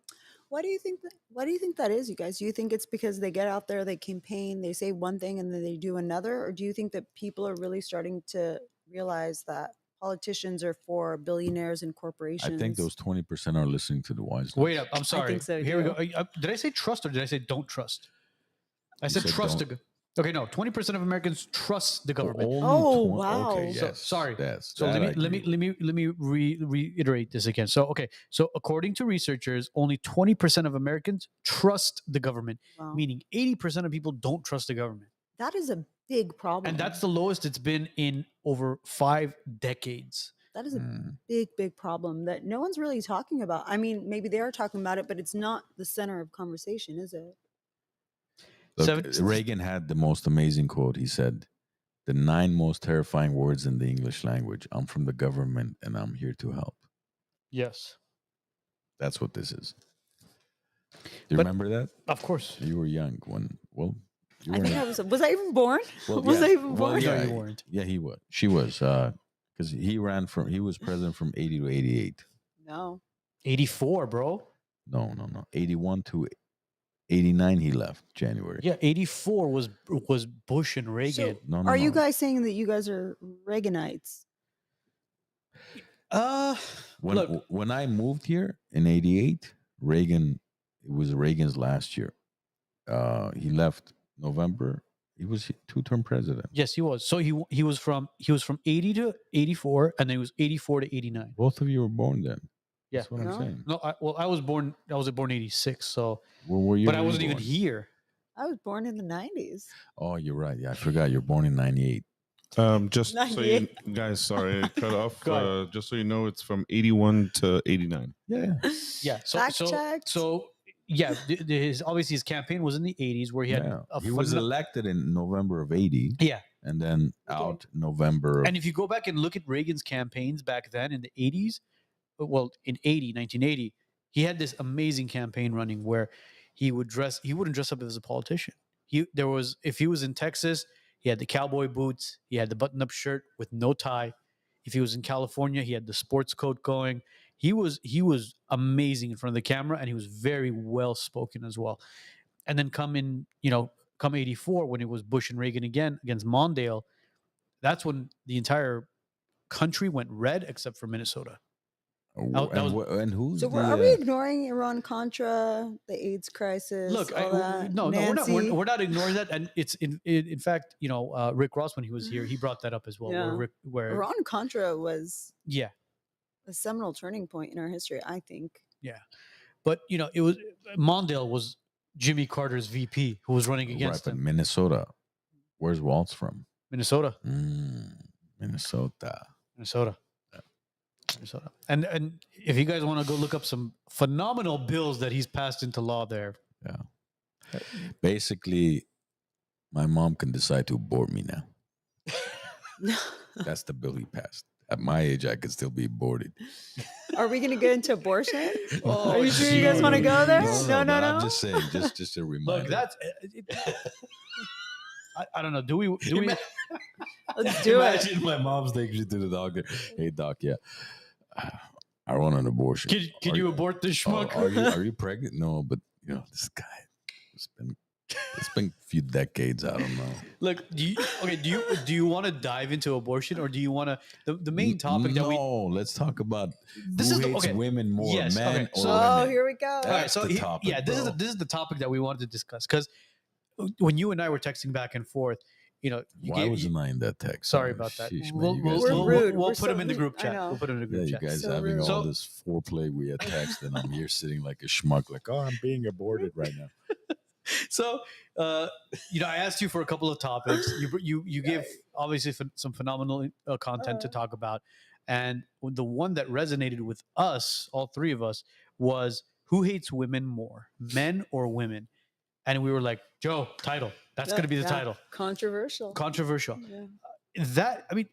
I want you to bring this up and kind of elaborate more on this because if we talk about this, we are misogynistic, Mhm. sexist pigs we want to get a I mean, obviously true, but so but we Like, want that's a compliment. Yeah, Thank you. yeah, we want to hear it from a female's perspective, because this is something that a lot of women need to get a reality check on. And I ran a poll on that, by the way, and I'll tell you the poll afterwards. But yeah. yeah. I'm sure about what 95% of your Instagram followers said women over men. 98. Yeah. 98, yeah. And Sounds yeah, I right. think that 2% was just being cute. Yeah. Fair Otherwise, it enough. would have been 100%. Yeah, fair enough. So, I'm gonna be cute. Nope. so so our culture, our society today vilifies men, right? We blame say we majority of people blame men for gender disparity and sexism, right? And a lot of the time it's pointed to red pill men, incel men, misogynists, people who follow Andrew Tate or whatnot. And sure, maybe there's some truth in it, right? Maybe there's some truth that some of these guys are toxic, and maybe some of these guys do promote gender disparity and whatnot. But I think but that's all a red herring, right? And for people who don't know what a red herring is it's a distraction. It's a distraction from the real issue at hand, which is what is the cause of sexism and gender disparity? And I think it's fair to say that women play just as big of a role, if not a bigger role, in sexism against women, and women feeling like they're not getting their due equality or due course in economics, politics, the workplace, at home. And it's not really a shocking revelation, because most women, if you ask them who hates you more, men or women, most women will say women, right? Like Mhm. this is commonplace. It's a common misunderstanding, or sorry, common understanding. So I guess what I'm trying to figure out is where do we go from here? Why isn't this a bigger part of the discussion? Why is so much time being spent on vilifying men and talking about, misogyny and toxic men and incels and red pill men, instead of saying, women, what's wrong? What are we doing here? Like if we don't hold ourselves accountable, then there's going to be no change and there's going to be no progression. And we need to do the work and figure out why women essentially, for a lack of a better phrase, hate each other. Do you think that men and women have certain roles in society? I mean, you'd have to, it's a bit vague. You'd have to, See, I want to go. We've spoken about this a lot on the podcast, and we've gone back in time all the way back to like the 1950s, where chivalry wasn't dead, where you had the mother, father in the household, you had the dad who was working 9 to 5 or owned a business, you had mom who would stay home with the kids or help raise the children, dad would come home, spend time with the family, weekends they were off, go out to the parks, go out on trips, and then as society changed, we don't know when exactly it happened, but slowly but surely, they were like, how can we change the family dynamic? And Arnold and I have been advocates about this as well, to not change the family dynamic, to always have mother and father play certain roles in the children's lives and in society. They were like, all right, how can we take the mother figure out of the home and that and basically give her this hoorah power, as far as like, um, you're a woman, you're stronger than men. And that's when feminism was created. I mean, feminism goes way back. Feminism goes back to the point where, I mean, well, Mid-century, arguably, 1960s, yeah, 1950s. well, arguably, I mean, it could go back as far as like, I mean, the 14th century, but the time where feminism really persevered and really did good was when women, the suffragettes, were fighting to give women the right to vote, right? The The suffragettes. suffragettes. So when women did not have a right to vote, when women did not have a right to property, when women did not have a right to their own children, if Prior they to the were to, 19th Amendment, basically. right, right. So I guess that's when it was a heyday of feminism, right? But when you think about it, sexism, I mean, sexism is a social construct, really, right? Having different gender roles is a social construct. Mhm. And when it's something that improves society, is beneficial towards society, beneficial towards women and men as a whole, it's one thing. But when it becomes detrimental, when it becomes something that promotes violence, something that promotes, I guess, unhappiness, dissolution, then you've got to kind of look at it. For me, I find sexism in what I do in the law just rampant, and I can't really blame men, because women in law firms, women on juries are the biggest proponent of gender equality and sexism. I know I'm going to get a lot of flack for this, a Yeah. lot of flack, but I'm just speaking from my personal experience and the experience of colleagues that I have. I think the media and maybe even certain psychologists, certain sociologists have taken a role into destroying the sexism and all that stuff as far as what a man's role and what a woman's role is. You know, back in the 50s, back in the 60s, when chivalry wasn't dead, you'd see movies, you'd see videos where a man would be walking across the street with his girlfriend, locked arms, and there was a puddle. The man would take his coat off, put it down, would open doors for the woman. Now it's like I can open my own doors. What I don't need to walk over here. See, those are very minute things, but Micro, yeah, yeah. it's very very minor. But in time, what it becomes is it's a snowball effect. The opening of the door becomes a larger thing and a bigger thing and a bigger thing, and eventually it becomes to the gender pay gaps and all the talks about uh, corporate America and who's better, men or women at certain jobs. It's this division that's been created in society where men and women are battling each other out. But in essence, when you talk about who hates women more, I think women go at it with each other more than men and women do. 100%. And Why it's is that daunting. though? Why is that? Do you know? I don't know. I mean, I've spent more time thinking about this than one human being ever should. I don't know if it's that women see other women as a threat, or if it's some kind of Darwinistic impulse, like, this is my man, stay away. This is my job, stay away. This is my climb in society, stay away. I don't know. I know that from my personal experience, I've had a lot more compassion from men in my workplace. I've had a lot more opportunities to rise up the ranks from men than women. And it wasn't because I think men saw that I was smart or talented. I think that I wasn't a threat to them. Whereas the women in the firms somehow saw me as a threat. So do you prefer to work for a man or a woman? I can't really, I mean, that's a controversial question, It's isn't it? not. You just answered it, but go ahead. I've in all due honesty, I've never worked for a woman senior partner. All the senior partners I've worked with in law firms have all been men. The only experience I have with a senior partner who was a female was my first law firm, we will not drop names, that I worked for was a very male dominated kind of boys club. We all dined at the Jonathan Club, USC football game, tailgating kind of Mhm. dynamic. And there was one senior partner whose name I won't mention, but he was Italian, he was big, and he wore suspenders and great suits. And his team of attorneys was predominantly female, and we were good. Like, we were effective, we were smart, we got results. The insurance companies loved us. I did defense work at the time. But the one senior partner that was a female, hated us, and we felt super uncomfortable around Mhm. her. She even called us guys, girls. Like, there were all these really weird quotes and suggestions that one of the women on our team and him had some kind of interpersonal relationship that was inappropriate, which they did not. Because I Yeah. worked with both of them long enough to know that they did not. So, I mean, not only did she not prop the women up at the firm to succeed or to take us under her wing, but she kind of shamed us for So all to working answer the together. question, would you work for a man rather or for a woman? I mean, do I want to answer that question? Of course you do. That's I why mean, you're I here. would. If I you don't would. want to answer, you don't have to answer Yeah, it. no, But no. I would love to work for a woman, but so far my experience has been that working for male senior partners Yeah, and I'd is love to a be better able to fly, experience. but Yeah. is that going to happen? No. So you would prefer to work for a man? As it is now, sure, yeah. Yes. And you've been an attorney for quite some time. Yeah. Yeah. I mean, I've seen quite a lot. I've Yeah. tried Do you know quite a why number of that is, though? cases. I don't. This is a daunting thing I think about all Oh, the time. I don't know if it's biology, I don't know if it's society, I don't know if it's culture.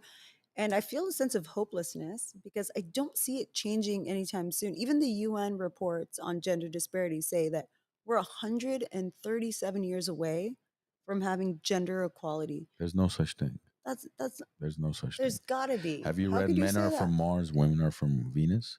What is that? That's like a dating book, isn't it? Yes, but it yeah, applies it's to somewhat. everything. Have you read that book? I have not, but You I don't know need to of read it. it. Go on YouTube. You can just listen to one Yeah. of his TED Talks or his Yeah. 1 hour seminars. For example, Men, we could sit on this lounge chair right now, have a cigar for 4 hours. We're fine. We don't have to think about anything. And that's why men smoke cigars, because it's it's one of the few times where all you're thinking about is the ash not falling all over you. So you're concentrating on enjoying the cigar. Maybe You're in a state of zen. you're in Zen. Yes. Let me see how far I can take it Yeah. before it just falls all over me. Now, women can't do that. Why? A woman cannot sit without thinking about a million thoughts. Um, and this is majority, if not all women. Women, there's even like parodies on YouTube if you watch. It's like a man's brain. It's like from one dot to the second and third, it's over. And then the woman's to get to that point, there's like a scribble of a million different places that it's going. Men, naturally, we have a hierarchy mindset. We're like wolves. There's a hierarchy. There's the leader, the alpha, the so on and so forth, the weak ones, the soldiers. We identify that immediately when we go into a room. Naturally, that's what we do. So women, you don't think any woman, not even a woman in her masculine energy, could think the same. No, because you guys grew up playing with dolls, right? And Not all of us. well, majority of women play with dolls when they're young girls. You play with dolls, and there's 4 or 5 different girls around you. You guys are all playing with the same dolls, and you're competing to see who has the prettiest doll, who has the most, and you're always leveling each other up and competing against one another. Men, we don't play like that. We play in dirt. We're building things, and we are accustomed to supporting one another to build whatever we're building at a young age, whether we're digging in the dirt. The other boy with me is helping me dig because we're kind of focusing on it together.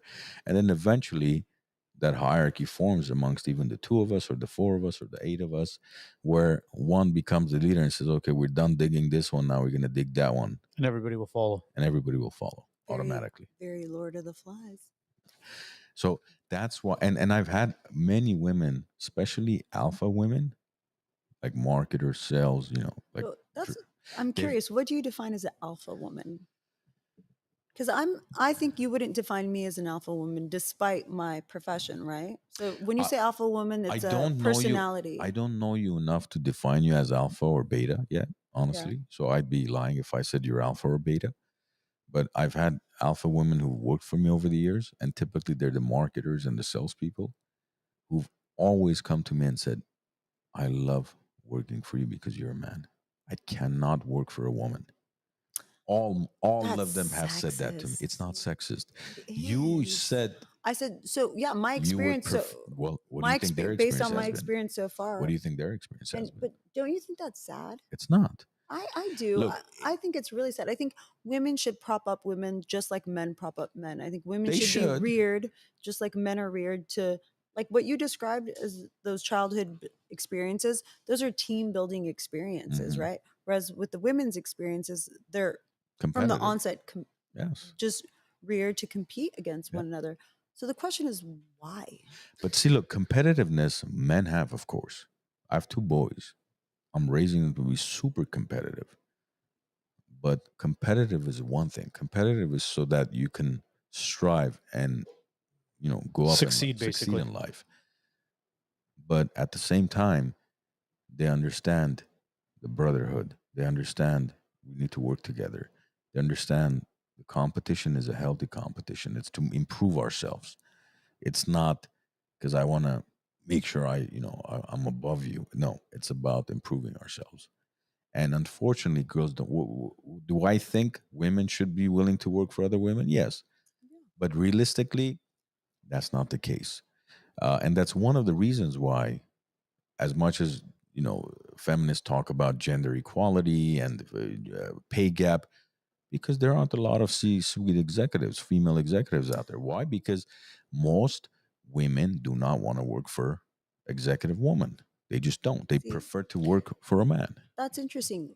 most studies will show that most women feel that there shouldn't be women running companies or governments, not because Why is they that? don't want to work for women, because they don't feel that they're competent enough. I don't think it's the Yeah, competency. yeah, to be leaders, or that men are more competent to run corporations, companies, governments than women. But there's got to be something beneath the surface, right? So why do people, women and men, Mm. men slightly more so than women, but women at staggering numbers don't have I'll confidence tell in you why. other women? I'll tell you why. For example, in my experience, you know how you were talking about how Trump is so resilient and all the shit, the convictions, fraud, all these things he's been dealing with, right?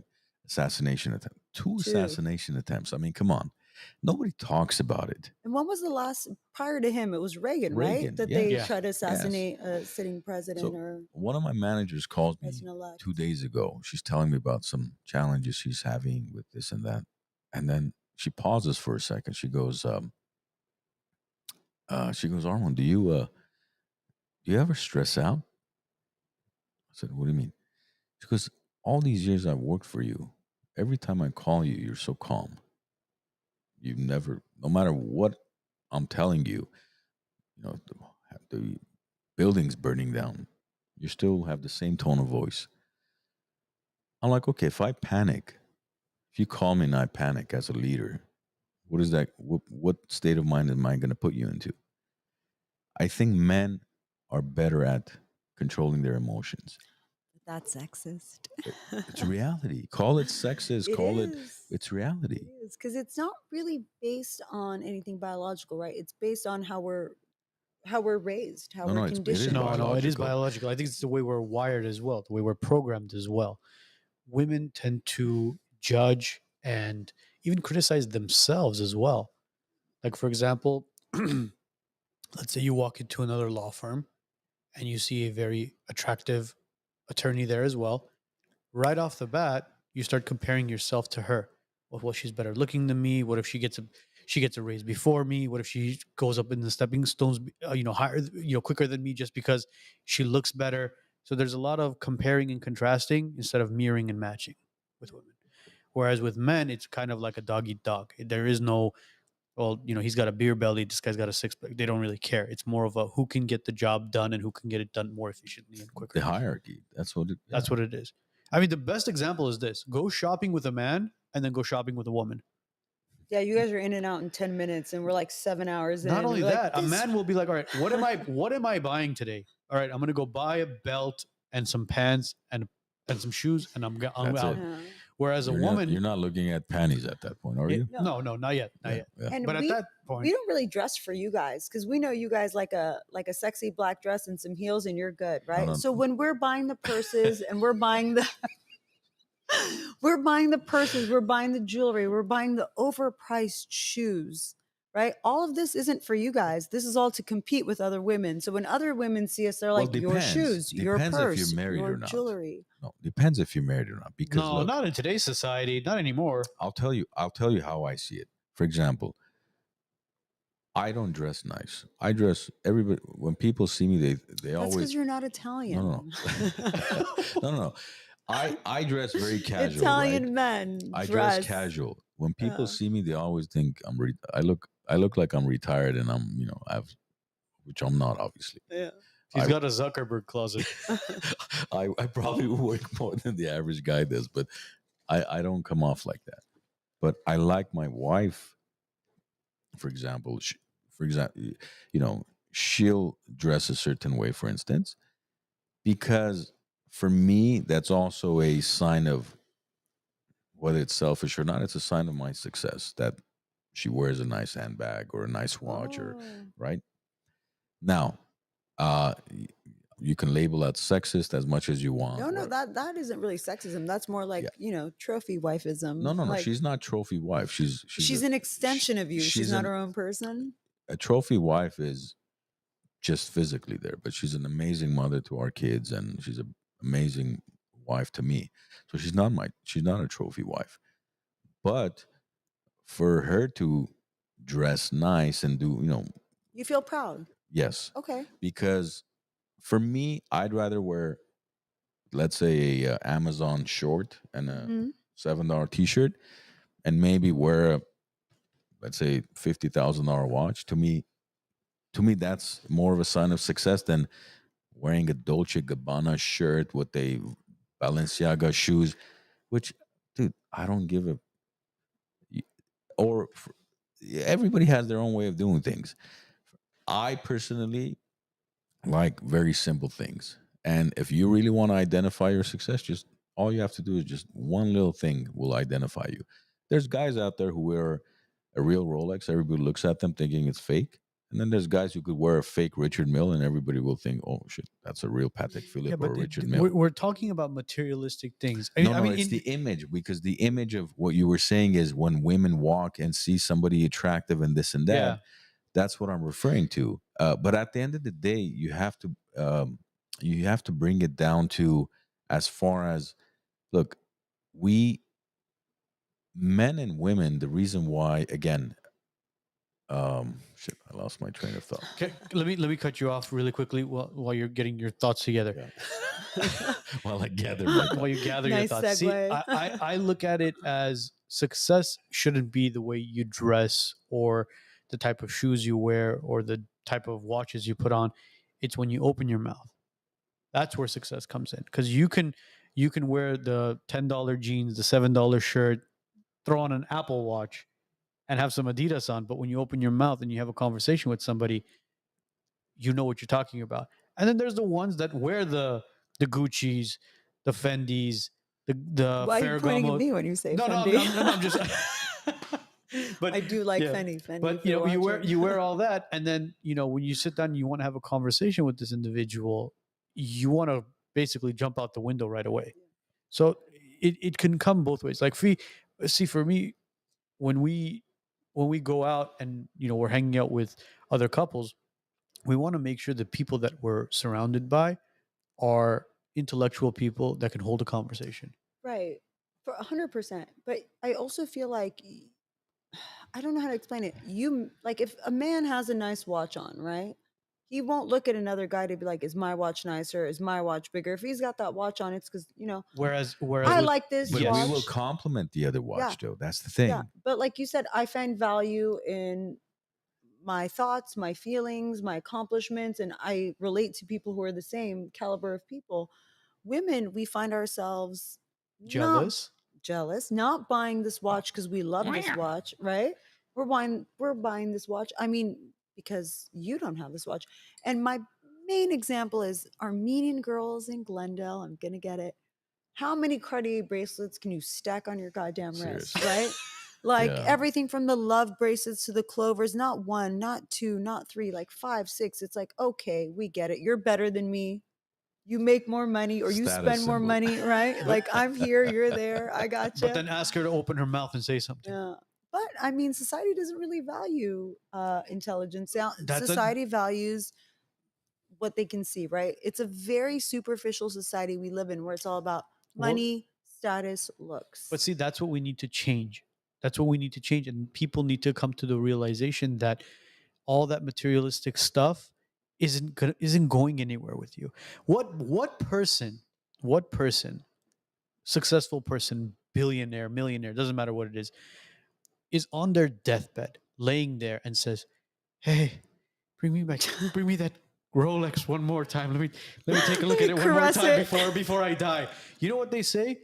They want to be surrounded by their loved ones, by the people that they're surrounded Yeah, by. but there's nothing wrong with enjoying your success. You have to, because there are people who do absolutely nothing. No. This is They we're not don't travel. We're not talking about They success. No. We're talking about unsuccessful people No. pretending they're successful. The pretentious It's like bullshit. it's like of that course. quote. There's that phenomenal quote which I love. It says, what was it was basically saying, there's broke people that spend money they don't have to impress the people that they don't like. 100%. Well, that's thanks to You just that's thanks to described the Instagram. entire Armenian population. That's thanks to It's so Instagram. sad though. It's so sad. But we all fall into. I fall into this. I've bought shoes for $800+ that I don't like, or not They're the most comfortable. uncomfortable Yeah, shoes. and I'm sitting there, and I have moments. where I'm sitting in the closet. I was like, I'm educated, right? Like, I was raised well. Like, why did I buy these shoes? Like, why am I falling into this trap Well, of part wanting of it people has to to do with your accept me? industry. No, your industry is different. Look, when I used to run a financial firm, I had to look the part. drive the nice cars and change cars every year or so because I was trying to attract young guys to come and work for me. The industry I'm in now, it's the other way around. If I pull up in a Bentley, my patients' families are going to be like, dude, this guy's charging Yeah. way too much money. But back then in my industry it was different because I had to look the part of, that successful part. Why? Because I wanted to recruit young people to come and work for me because I was recruiting salespeople. Your industry as an attorney is kind of like that. Your industry is kind of like that in real estate. Again, we're promoting you, but it's okay. By the way, today's show is Can not we like sponsored throw by up the me. link? His like Instagram, Facebook. There's no need. There's but, no need. But look, going back to the men and women, here's what you have to again.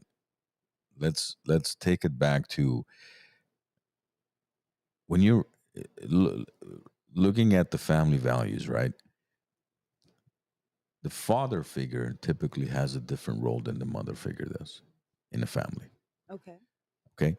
No matter how much the mom says, don't do that, don't do this, make sure you don't smoke, make sure you don't drive fast, make sure you don't, most kids, especially boys, that's like in from one year out the other. Oh yeah. The moment the father and this is something I've thought about a lot because there are certain, you see families around you where let's say one of the kids is going through a hard time with whatever it is, whether it's addiction or some type of mental. It's always what I've noticed is they have nobody, that one figure in the family that they Lean or on. It's like you're almost like you don't want to disappoint that person. Intimidated by. And that person typically is a male figure in most households. Most ethnic households, right? Like Hispanic households, Armenian households. I feel like American households are a bit different. They're very matriarchal rather than patriarchal. They are now because of what they're trying to push. That's not how it was 30, 40 years Yeah. ago. I mean, when I, my ex, love bringing him up. So when my ex, he was not Armenian, he was German Jewish. Mhm. And when he first came over to meet my family, it was Armenian Christmas.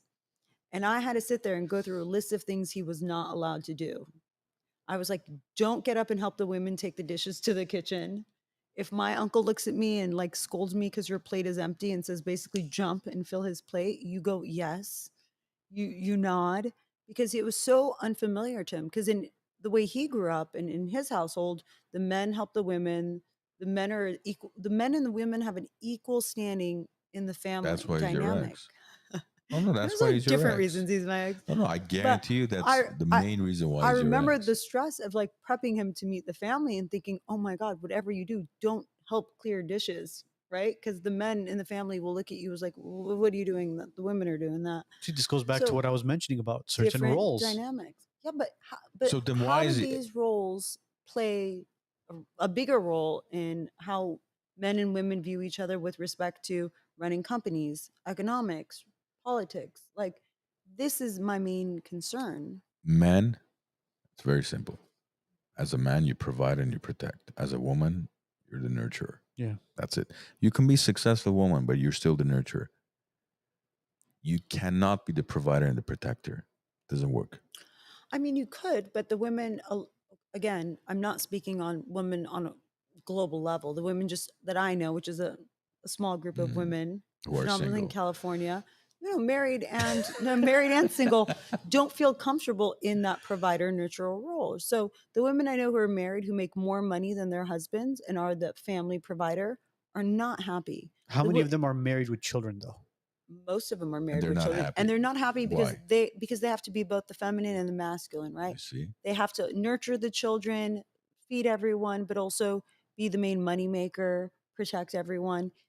Falling into this role is not a comfortable thing. The women I know who are independent and single, who have to support themselves, they may say, I'm an independent woman, I have freedom, I have all this. No. Equally unhappy, equally course. unfulfilled.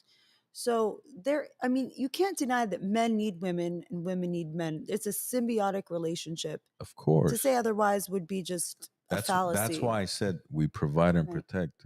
Women Yeah. are Yeah. it's that nurturer. Yeah. Remember that woman that came up at the Vault conference? She went up, she spoke. Oh my God. Oh my Share that God. story. You're Okay. I feel like you really liked her, right? Oh you got my so excited God. about No, talking no, no, about no, it. no. Okay, listen to this story, Okay. guys. All right. So we're sitting at the vault. Vic's there with us. Zorob's there with us. Joe's there. And So just all the good guys. No, no, no. So- The Vault no. conference was 6,000 people. yeah, we're This is mind you, PBD's we're, conference. Yeah. this is mind you, we're together, and we obviously all six of us had a reaction to this. Okay. So this woman comes up. Fortunately, she was a real estate agent. so Yeah. so she comes up and she says that she's not happy with life. She has to provide for her family. She's the main breadwinner. She has to take care of the kids. She has to take care of her husband. And she's coming up and she's saying this in front of everybody. There's like 6,000 On people there. stage? On stage. Not on stage. Oh. But There's a mind you, mic. There's a in the mic and the audience, yeah. camera's facing Okay. her. She basically belittles her husband in front Oh. of 6,000 people. Emasculates him. And Pat asks her, "Is he here in the room?" No. And she says, "Yes, he is." And No. I allowed him to come and speak, but he won't come up and speak. No. And Pat says, "Come up and speak. Please come up and say something." And she says, "Oh yeah, I allowed him to speak." No, Pat said, I'm going to give you 5 seconds to stand up if you want to the husband.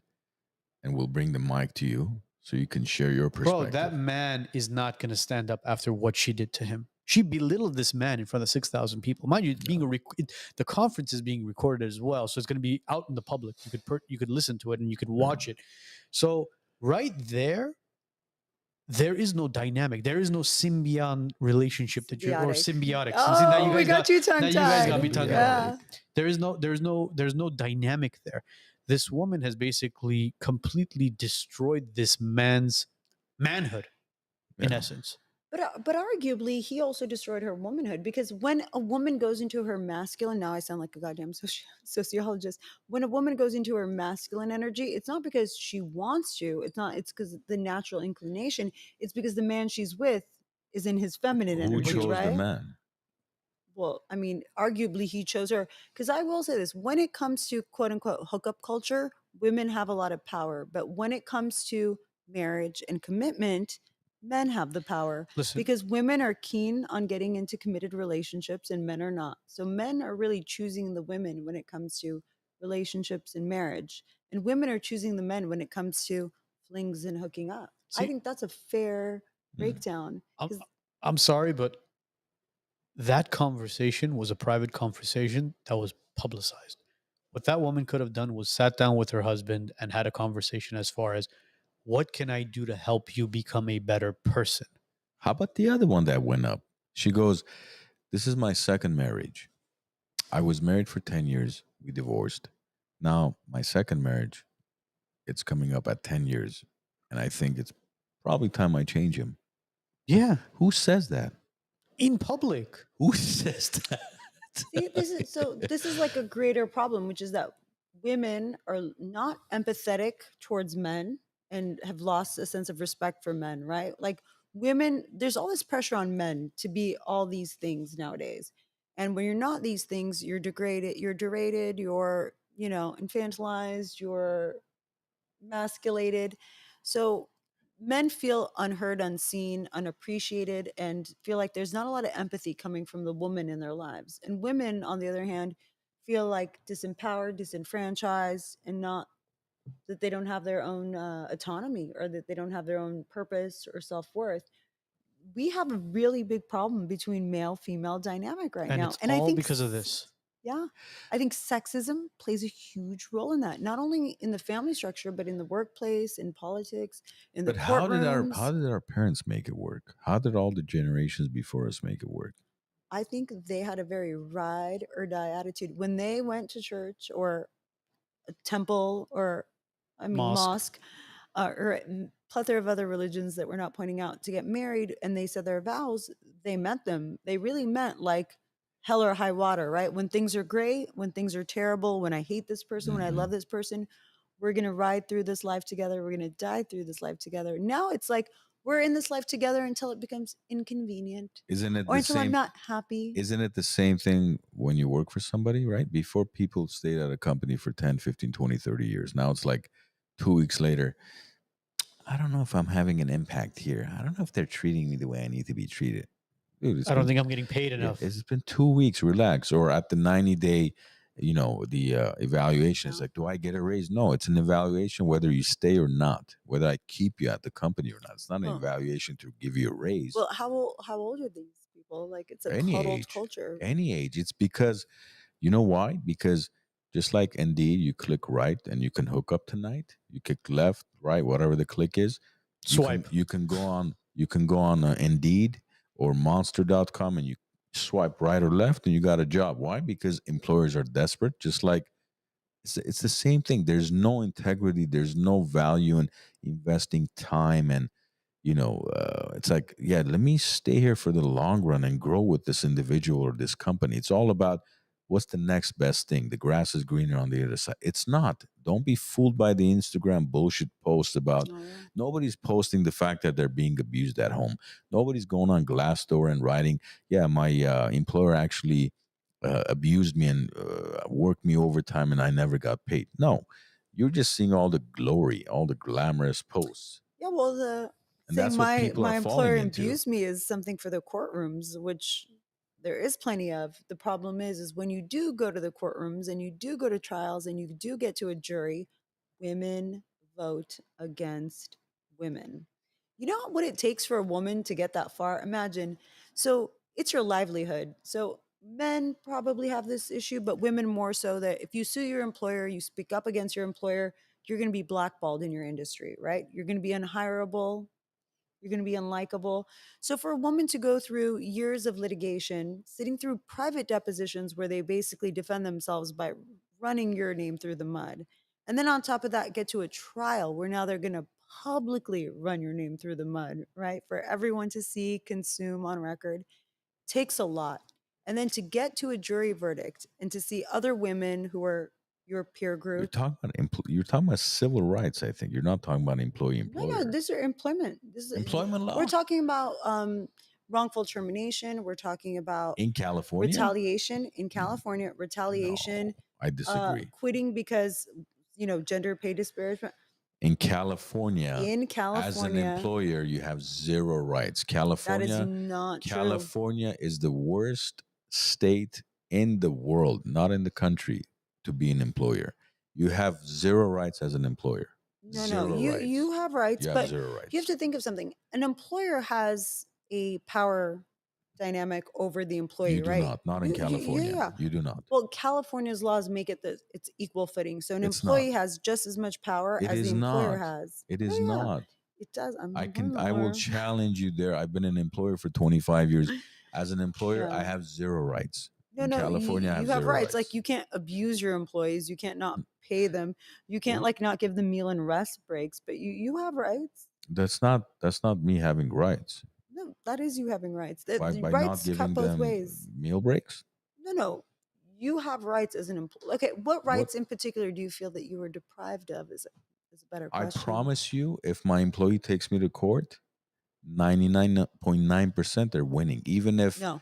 Well, even if settling more than Settling. winning. But if you take it to trial, if you're brave enough to take it to trial, the odds are in your favor. I'm It's going to brave- cost you a lot, but the odds are in your favor I'm because brave it's enough expensive. to have taken the IRS to trial. Look, Trust me, I think it that's doesn't work that way. look. I think where you're going with this is more of a. It's better for you to settle rather than No. prolong this to go to court. No, it doesn't work that way. But in California, you're not going to go to trial and win because Oh, Well, because depends you on are. what- because- If you depends get on what it women, if you is. get women on the jury and you're No, a male employer, here's you what's will going to happen. win. You're going to lose the case, and you have to pay your employees legal. Attorney's fees, Again, yeah? hold on. Attorney's fees. Again, it And the depends legal- on what the case is, though, Every man. case up in California, show me one case that the So- employer won. And so in California, other than contract law, which will have, and in contract law, you have to have a clause that says the losing party will pay the winning party's attorney's fees. Okay. But in employment law, it's a given that the losing party, well, it's not a given, it's Not in if you're the statutes. Yeah, employee. yeah. That if you're the employer and you lose the case, You the pay for employee, everything. you pay for attorney's fees for the Oh, employee. Jesus And it's Christ. not Yes. from with the beginning of litigation. It's from the moment your Yes. employee said hi to their lawyer, sign this contract. What happens if I win as the employer? Pre-litigation. Does the employee pay my fees, my legal No, fees? no, they don't. Yes. No, they don't. It if it's Title VII, No, yes. If they it's not don't. Title VII, no. Title. Listen, Titles. technically, yes, but no judge. No, There okay, you go. technically, yes, but There you no go. judge is going to turn Yes. around and Hold make on. a losing employee pay. Technically, I could have a menstruation cycle, but you know, I mean, Well, speaking according of to judges, let me science. ask you this: as a female attorney, would you rather have a male or female judge, mediator, or arbitrator? ooh, you know what? Doesn't matter for the arbitrators and the mediators. The mediators are great. They're all retired judges. And They they're all do men. their work. They're well. Okay, most of them judge are wise, women. male or female judge? Okay. I don't have a preference. Here's what I like about the female judges. The sexism works in my favor because for some reason, female judges hold female attorneys to a higher threshold, and I have to bring my A game. Like with a male judge, so bad to admit again. With a male judge, I can always do a little, Your Honor, kind of dull my voice down, appeal to his better senses, like to look at me as if he's like an 80-year-old judge. He's like, my daughter, my daughter. Okay, you messed up, no problem. So I prefer the female judges because they hold us to a higher standard. See, Now, Judge Harris that I juries- saw in L.A. She called me son. Yeah. See that? She called me son, which obviously she's an older woman, Yeah. but when I pled the case to her, she's like, well, you know what? I'm sorry, son, that you're going through this. She's a Southern lady. Yeah. But I was like, I think she liked me. Yeah. Look. Whereas I think if it was a guy, if it was a male, because men hold men to a higher standard. He would have been like, if you were my son, boy, I'd what kick your ass are you over doing this. here, boy? Yeah. Yeah. No, look, it's no different than how long does it take to evict a tenant in California? I'm If not you an can eviction evict. law. How long does attorney. it take to fix a tenant in Arizona? Oh, 21 days. Okay. Luckily, this is not my area of No, expertise, no. so I But don't have my to area of define it. expertise is employer law. How is your area of expertise? Because I've been an employer law? for 25 years. But that Look, doesn't- there's nobody. You see, here's the thing. Here's the thing with you attorneys. You guys think you know better than somebody who runs a business. No. When you've never run a business, you've never had to deal with employees that file a bullshit workman's comp claim or a wrongful termination, sexual. It's like, oh, go fuck yourself. Like you guys, not you. I'm talking about these employees that wrongfully file claims against their employers. Like, and they have no idea who they're dealing with when you take them all the way to the end and you're like, listen, you're not going to get jack shit because you're full of shit, and the attorneys are the scum of the earth who take on these cases on a contingency basis thinking, I'm going to ram this guy. You're not Yeah. going to ram anybody because there's people out there who have principles and values who will stand up no matter what it costs, and they will go to the end of the earth to prove you wrong. he will die on that hill. Yeah, that's the problem. That's So what, are you going to put me on retainer now or like in 20 minutes? No, Are we this- signing the no, paperwork? No, this has nothing. Depending on if he's gonna get paid for when and- he says hi. And these guys know, like I've done that to the IRS. The IRS want to fuck with me. I said, no, you're not going to do that. I'm going to take you to court. I'll take you to trial, and I will prove you wrong. Here is a shocking revelation. Most employment law cases that go forward to litigation and trial are not the best cases, and I'll tell you why. They usually are an attorney who I call bottom feeders, trying to make a dollar here and there, and plaintiffs who don't give a shit about their careers. I cursed. Sorry, Mom.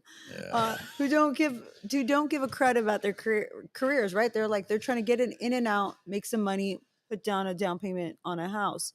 The people who really have proper claims, proper harassment, proper discriminatory claims, never want to go to trial. They don't even want to file a lawsuit because they're scared that this will impede on their careers, that this will hurt their employer. Like they really take all of this into consideration. I mean, I've had to really sit down and convince people who had really great cases, who had not only great cases for them monetarily, but cases that could really change the environment, the dynamic of employment law in their industry, to go ahead and pursue the case, and they didn't want to. So law, as it's just the whole jurisprudence system, right? It The way it's impede on their structured. career. I'll tell you why. Because with this DEI environment we have today, right?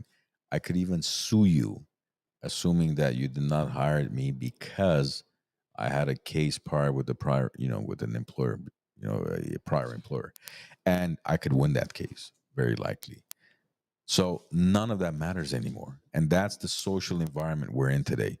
It's employers, especially in a blue state, have zero rights. You could sue anybody for anything you want, claiming, well, he or she did not hire me because I had a whatever wrongful termination from a previous employer.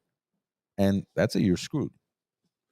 But look, I mean, we're kind of digressing into employment law, but I'm curious to Well, I mean, know. that is my area of I'm expertise. Shameless I'm plug. curious to know. I'm curious to know, since we were talking about men and women. Yes. Obviously, you're a successful woman, Thank right? you. You're you know what you want. He's gonna say, "Why aren't you married?" You're an Watch. attractive woman. Here it comes. So what do you look for when you say there's this I guess the discrepancy between the toxic masculinity, borderline versus alpha male versus. So what does a woman like you look for? That's a great question and puts me on the spot. So there's what they call gentle misogyny and violent misogyny. And I mean not so descriptive, right? Gentle misogyny is women liking the men to pick up the check, open the Mhm. door, are the protector. Violent misogyny or toxic misogyny is the guy who's like, don't wear that, don't go here, don't work this job. So I'm not sure how I'm not sure how to marry the both. In other words, if you have one, do you have to have the other? Or do you have to exclude all? Because I grew up in a household with a really charismatic masculine dad. So I Mhm. find myself drawn to this type, very much so. And then I start to think, well, is this a good thing or a bad thing? Do I want someone who's a little bit more easygoing like me? Because outside of work, I hate conflict. I Mhm. like everything to be copacetic, nice. I don't want to argue. I want to have proper conversations with people, connect with people.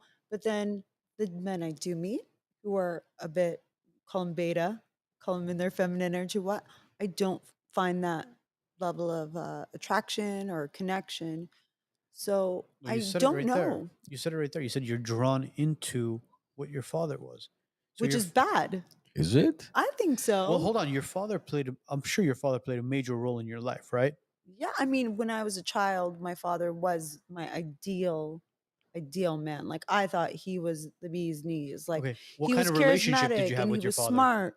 I mean, I was his mini me. So my brother loved my brother, always wanted a son. When I was born, my mom apologized to my dad that I was born a You're the female. firstborn. Yeah. I mean, cried, was like, I'm so sorry she's a girl.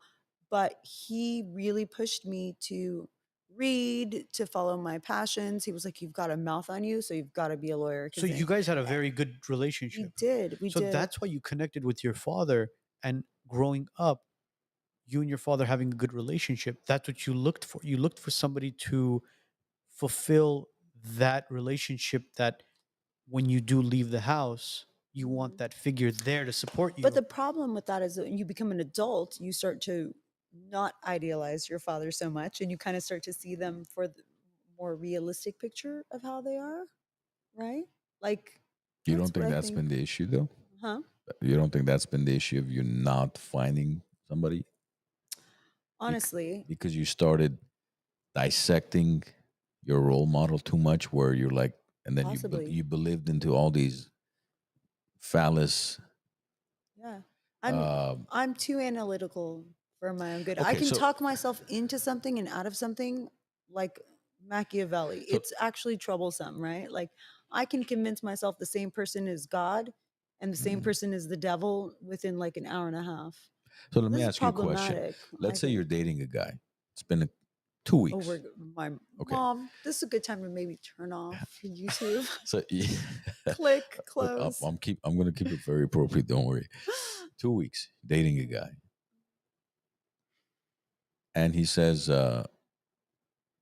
let's say you're going out with the girls. He's like, text me wherever you're going when you get there. How do you interpret that? I'm fine with that. Because I would expect the same Why? respect back. I think I don't look at it as him being controlling. I look at it as him maybe wanting a little bit of reassurance or trying to build a trust structure. which I'm open to, Hmm.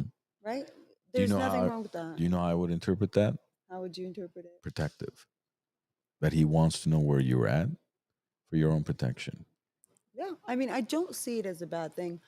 So again, not to bring up my douchebag ex, but the breaking point in our relationship was I moved to New York and I gave up a lot of opportunities for trials, right? And traveling. Because Mhm. I always had to be by his side while he was sitting there whimpering and being depressed.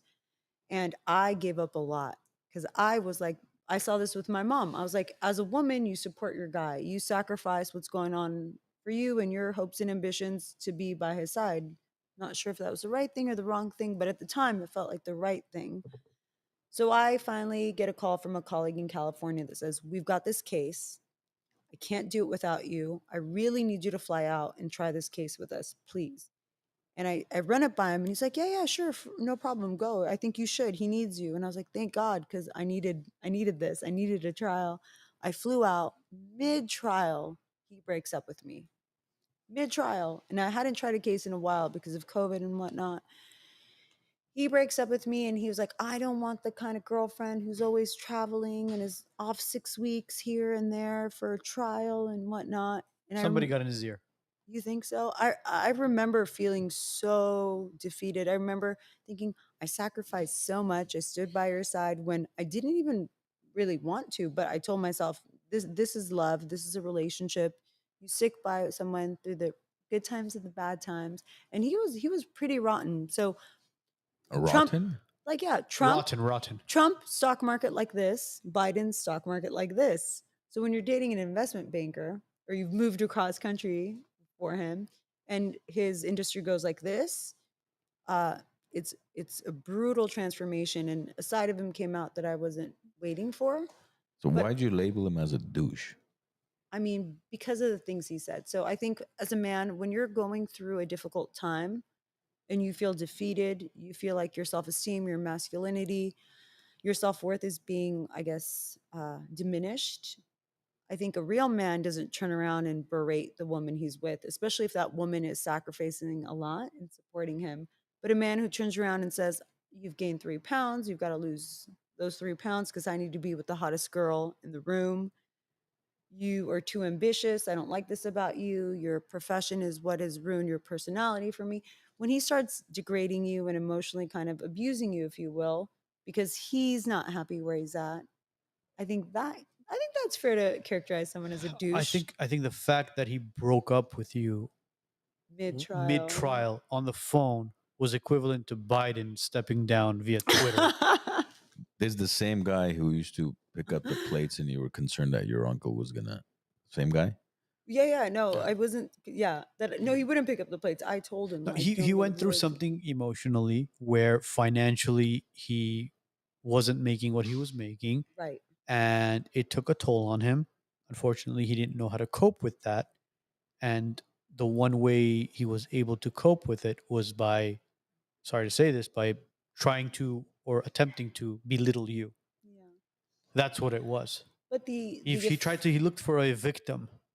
but the effects of that were severe. I mean, it took me years to build. I mean, it hasn't been years. It hasn't even been 2 years since the breakup, but my self-esteem was just destroyed. And it wasn't destroyed just in like on a personal level. It was destroyed in, they say like F1 drivers, like race car drivers, like confidence is the biggest attribute they can Yes. have.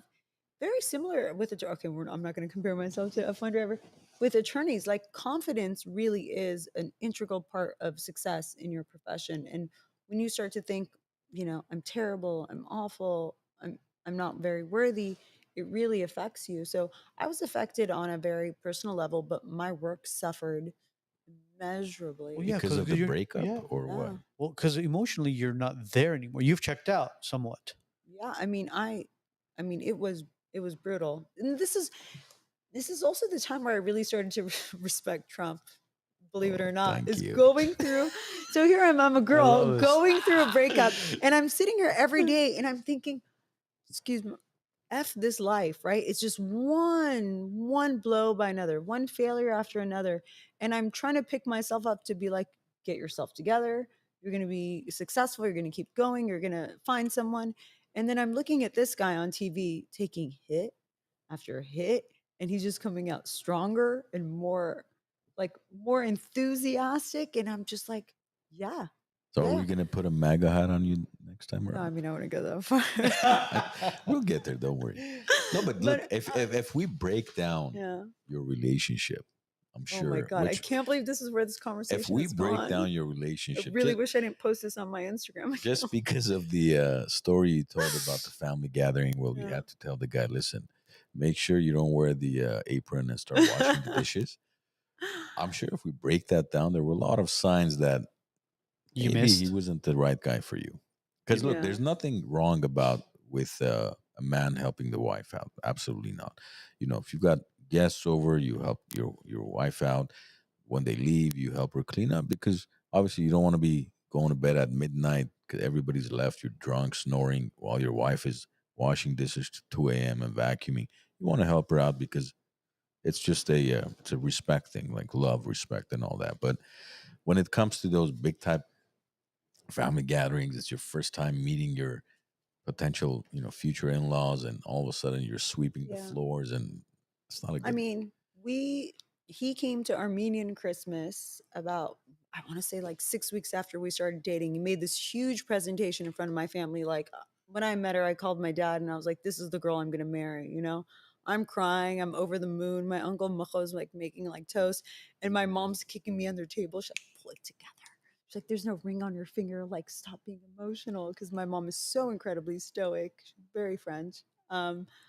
And I really thought for me that was it. Like I thought everything I'd been through, all the waiting, all the being conservative with my choices meant like this is where I was supposed to be, and this was God's plan, and this was the guy for me. I basically put more importance and weight on it than I should have. So when that imploded and it went It impacted downhill, You weren't Yeah. expecting it. no, no. That's how I felt the first guy I dated. But What about the second guy? You should have asked him about the third. I can't No. believe you guys got me. I feel like I'm on Oprah. Like, tell us more about your. Well, here's the thing. This is like, I'm so gonna get it when I get home. My Look, mom's listen, gonna listen. be like, so much oversharing, Marie-Anne. Mom, listen. Marie-Anne, Why is my mic going down, bro? huh?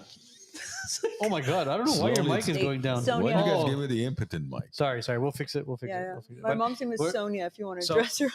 so Sonia, here's the thing. Here's what our plan was. If you didn't tune in the beginning of the show, our plan was this: to basically have Marie-Anne as a co-guest host. A So woman contributor. a woman female. contributor, female contributor.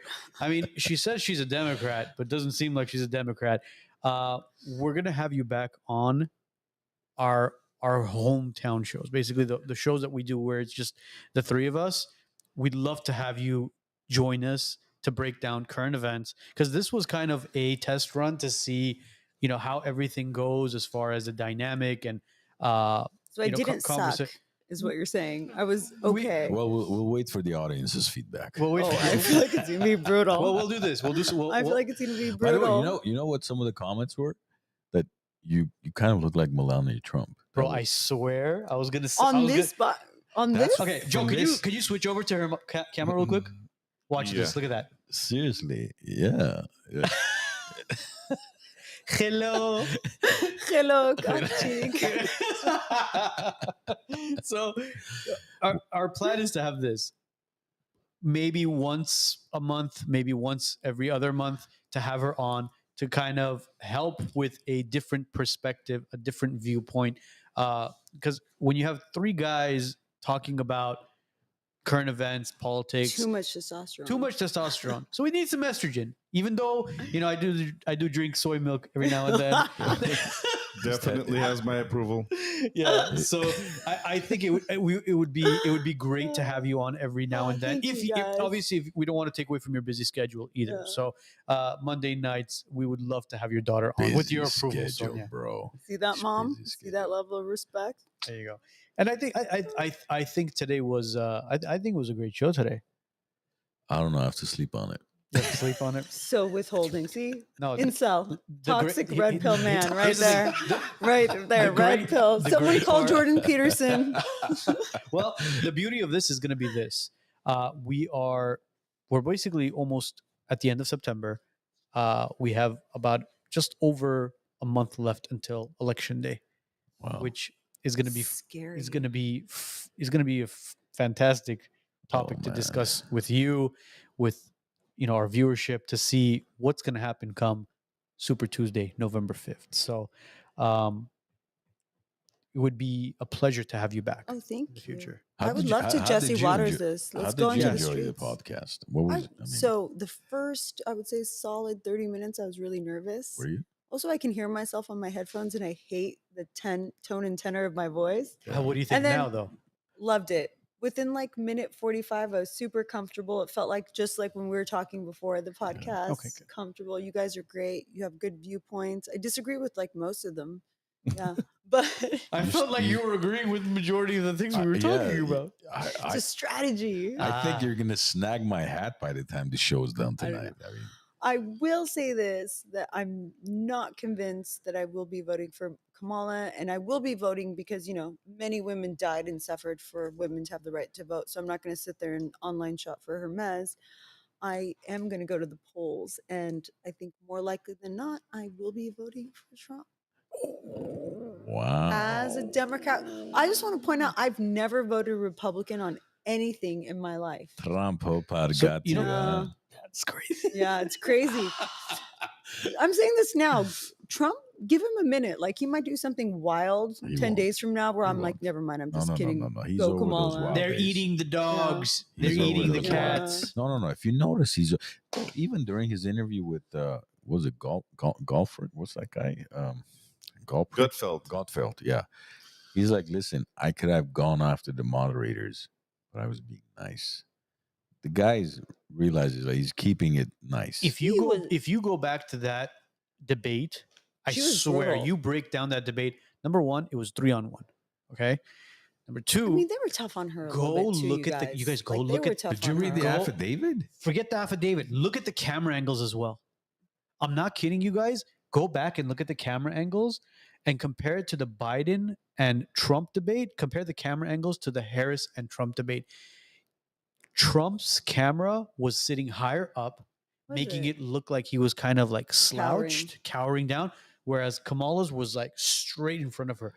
I swear, we'll make a clip of that and we'll post it online so you guys could take a look at He's- that as well. It's You've got to insane. do a second debate, Donald, if you're watching. Fox News. Fox News, though. You've got to do a second debate. Melania's doppelganger saying Yeah, it. you've got to do it. Just because Honey, no, I'm telling you. honey, Eastern European. He's got to do it. You know why? Because people will say if he doesn't do it, it's because she came out so guns blazing, so ferocious in the Can first he? debate that he's scared. No which matter we what he know he's does, he not. can't win. That's like, He can. sheesh, I man. think he wasn't prepared, and that How do you prepare for somebody that's been rehearsed and the moderators are, no. How do you prepare for someone who's played, possum for months, like this little giggling fool, and then all of a sudden comes out like a ferocious tiger? Like, you're like, what the hell? Maybe something in her ear. Huh? Someone's in her ear. Nothing was in her earrings, guys. I'm Come just. on. I didn't say ear. Earrings. I said Conspiracy ear. theory. Okay, Mrs. Trump, I have Okay. a present for you. I'm not ready. I've never given my hat to anybody, but I'm not ready. Hopefully. you're not ready?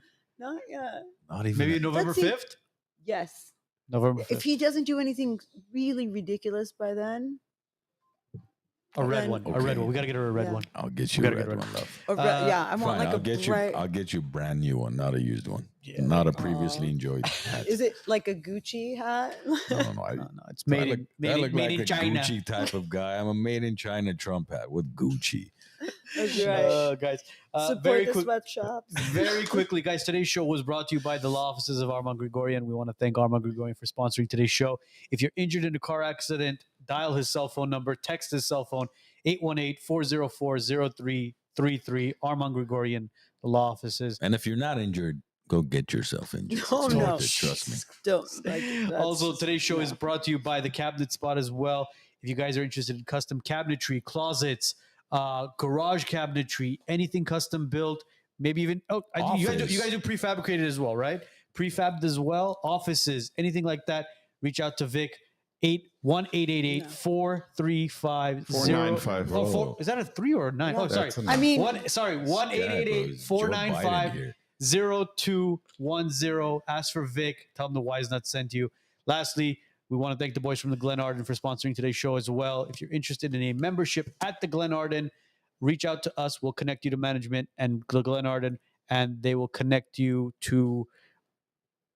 They'll connect you to somebody here, and basically, if you're interested in membership, they'll hook you guys up. basically, And they have no idea how the membership system works. hey, But we are the middleman. We will connect you to the boys, and they will take care of everything else. Other than that, guys, have a great week. Today's show will be up and running on Spotify, Apple Podcasts, and all major platforms mañana.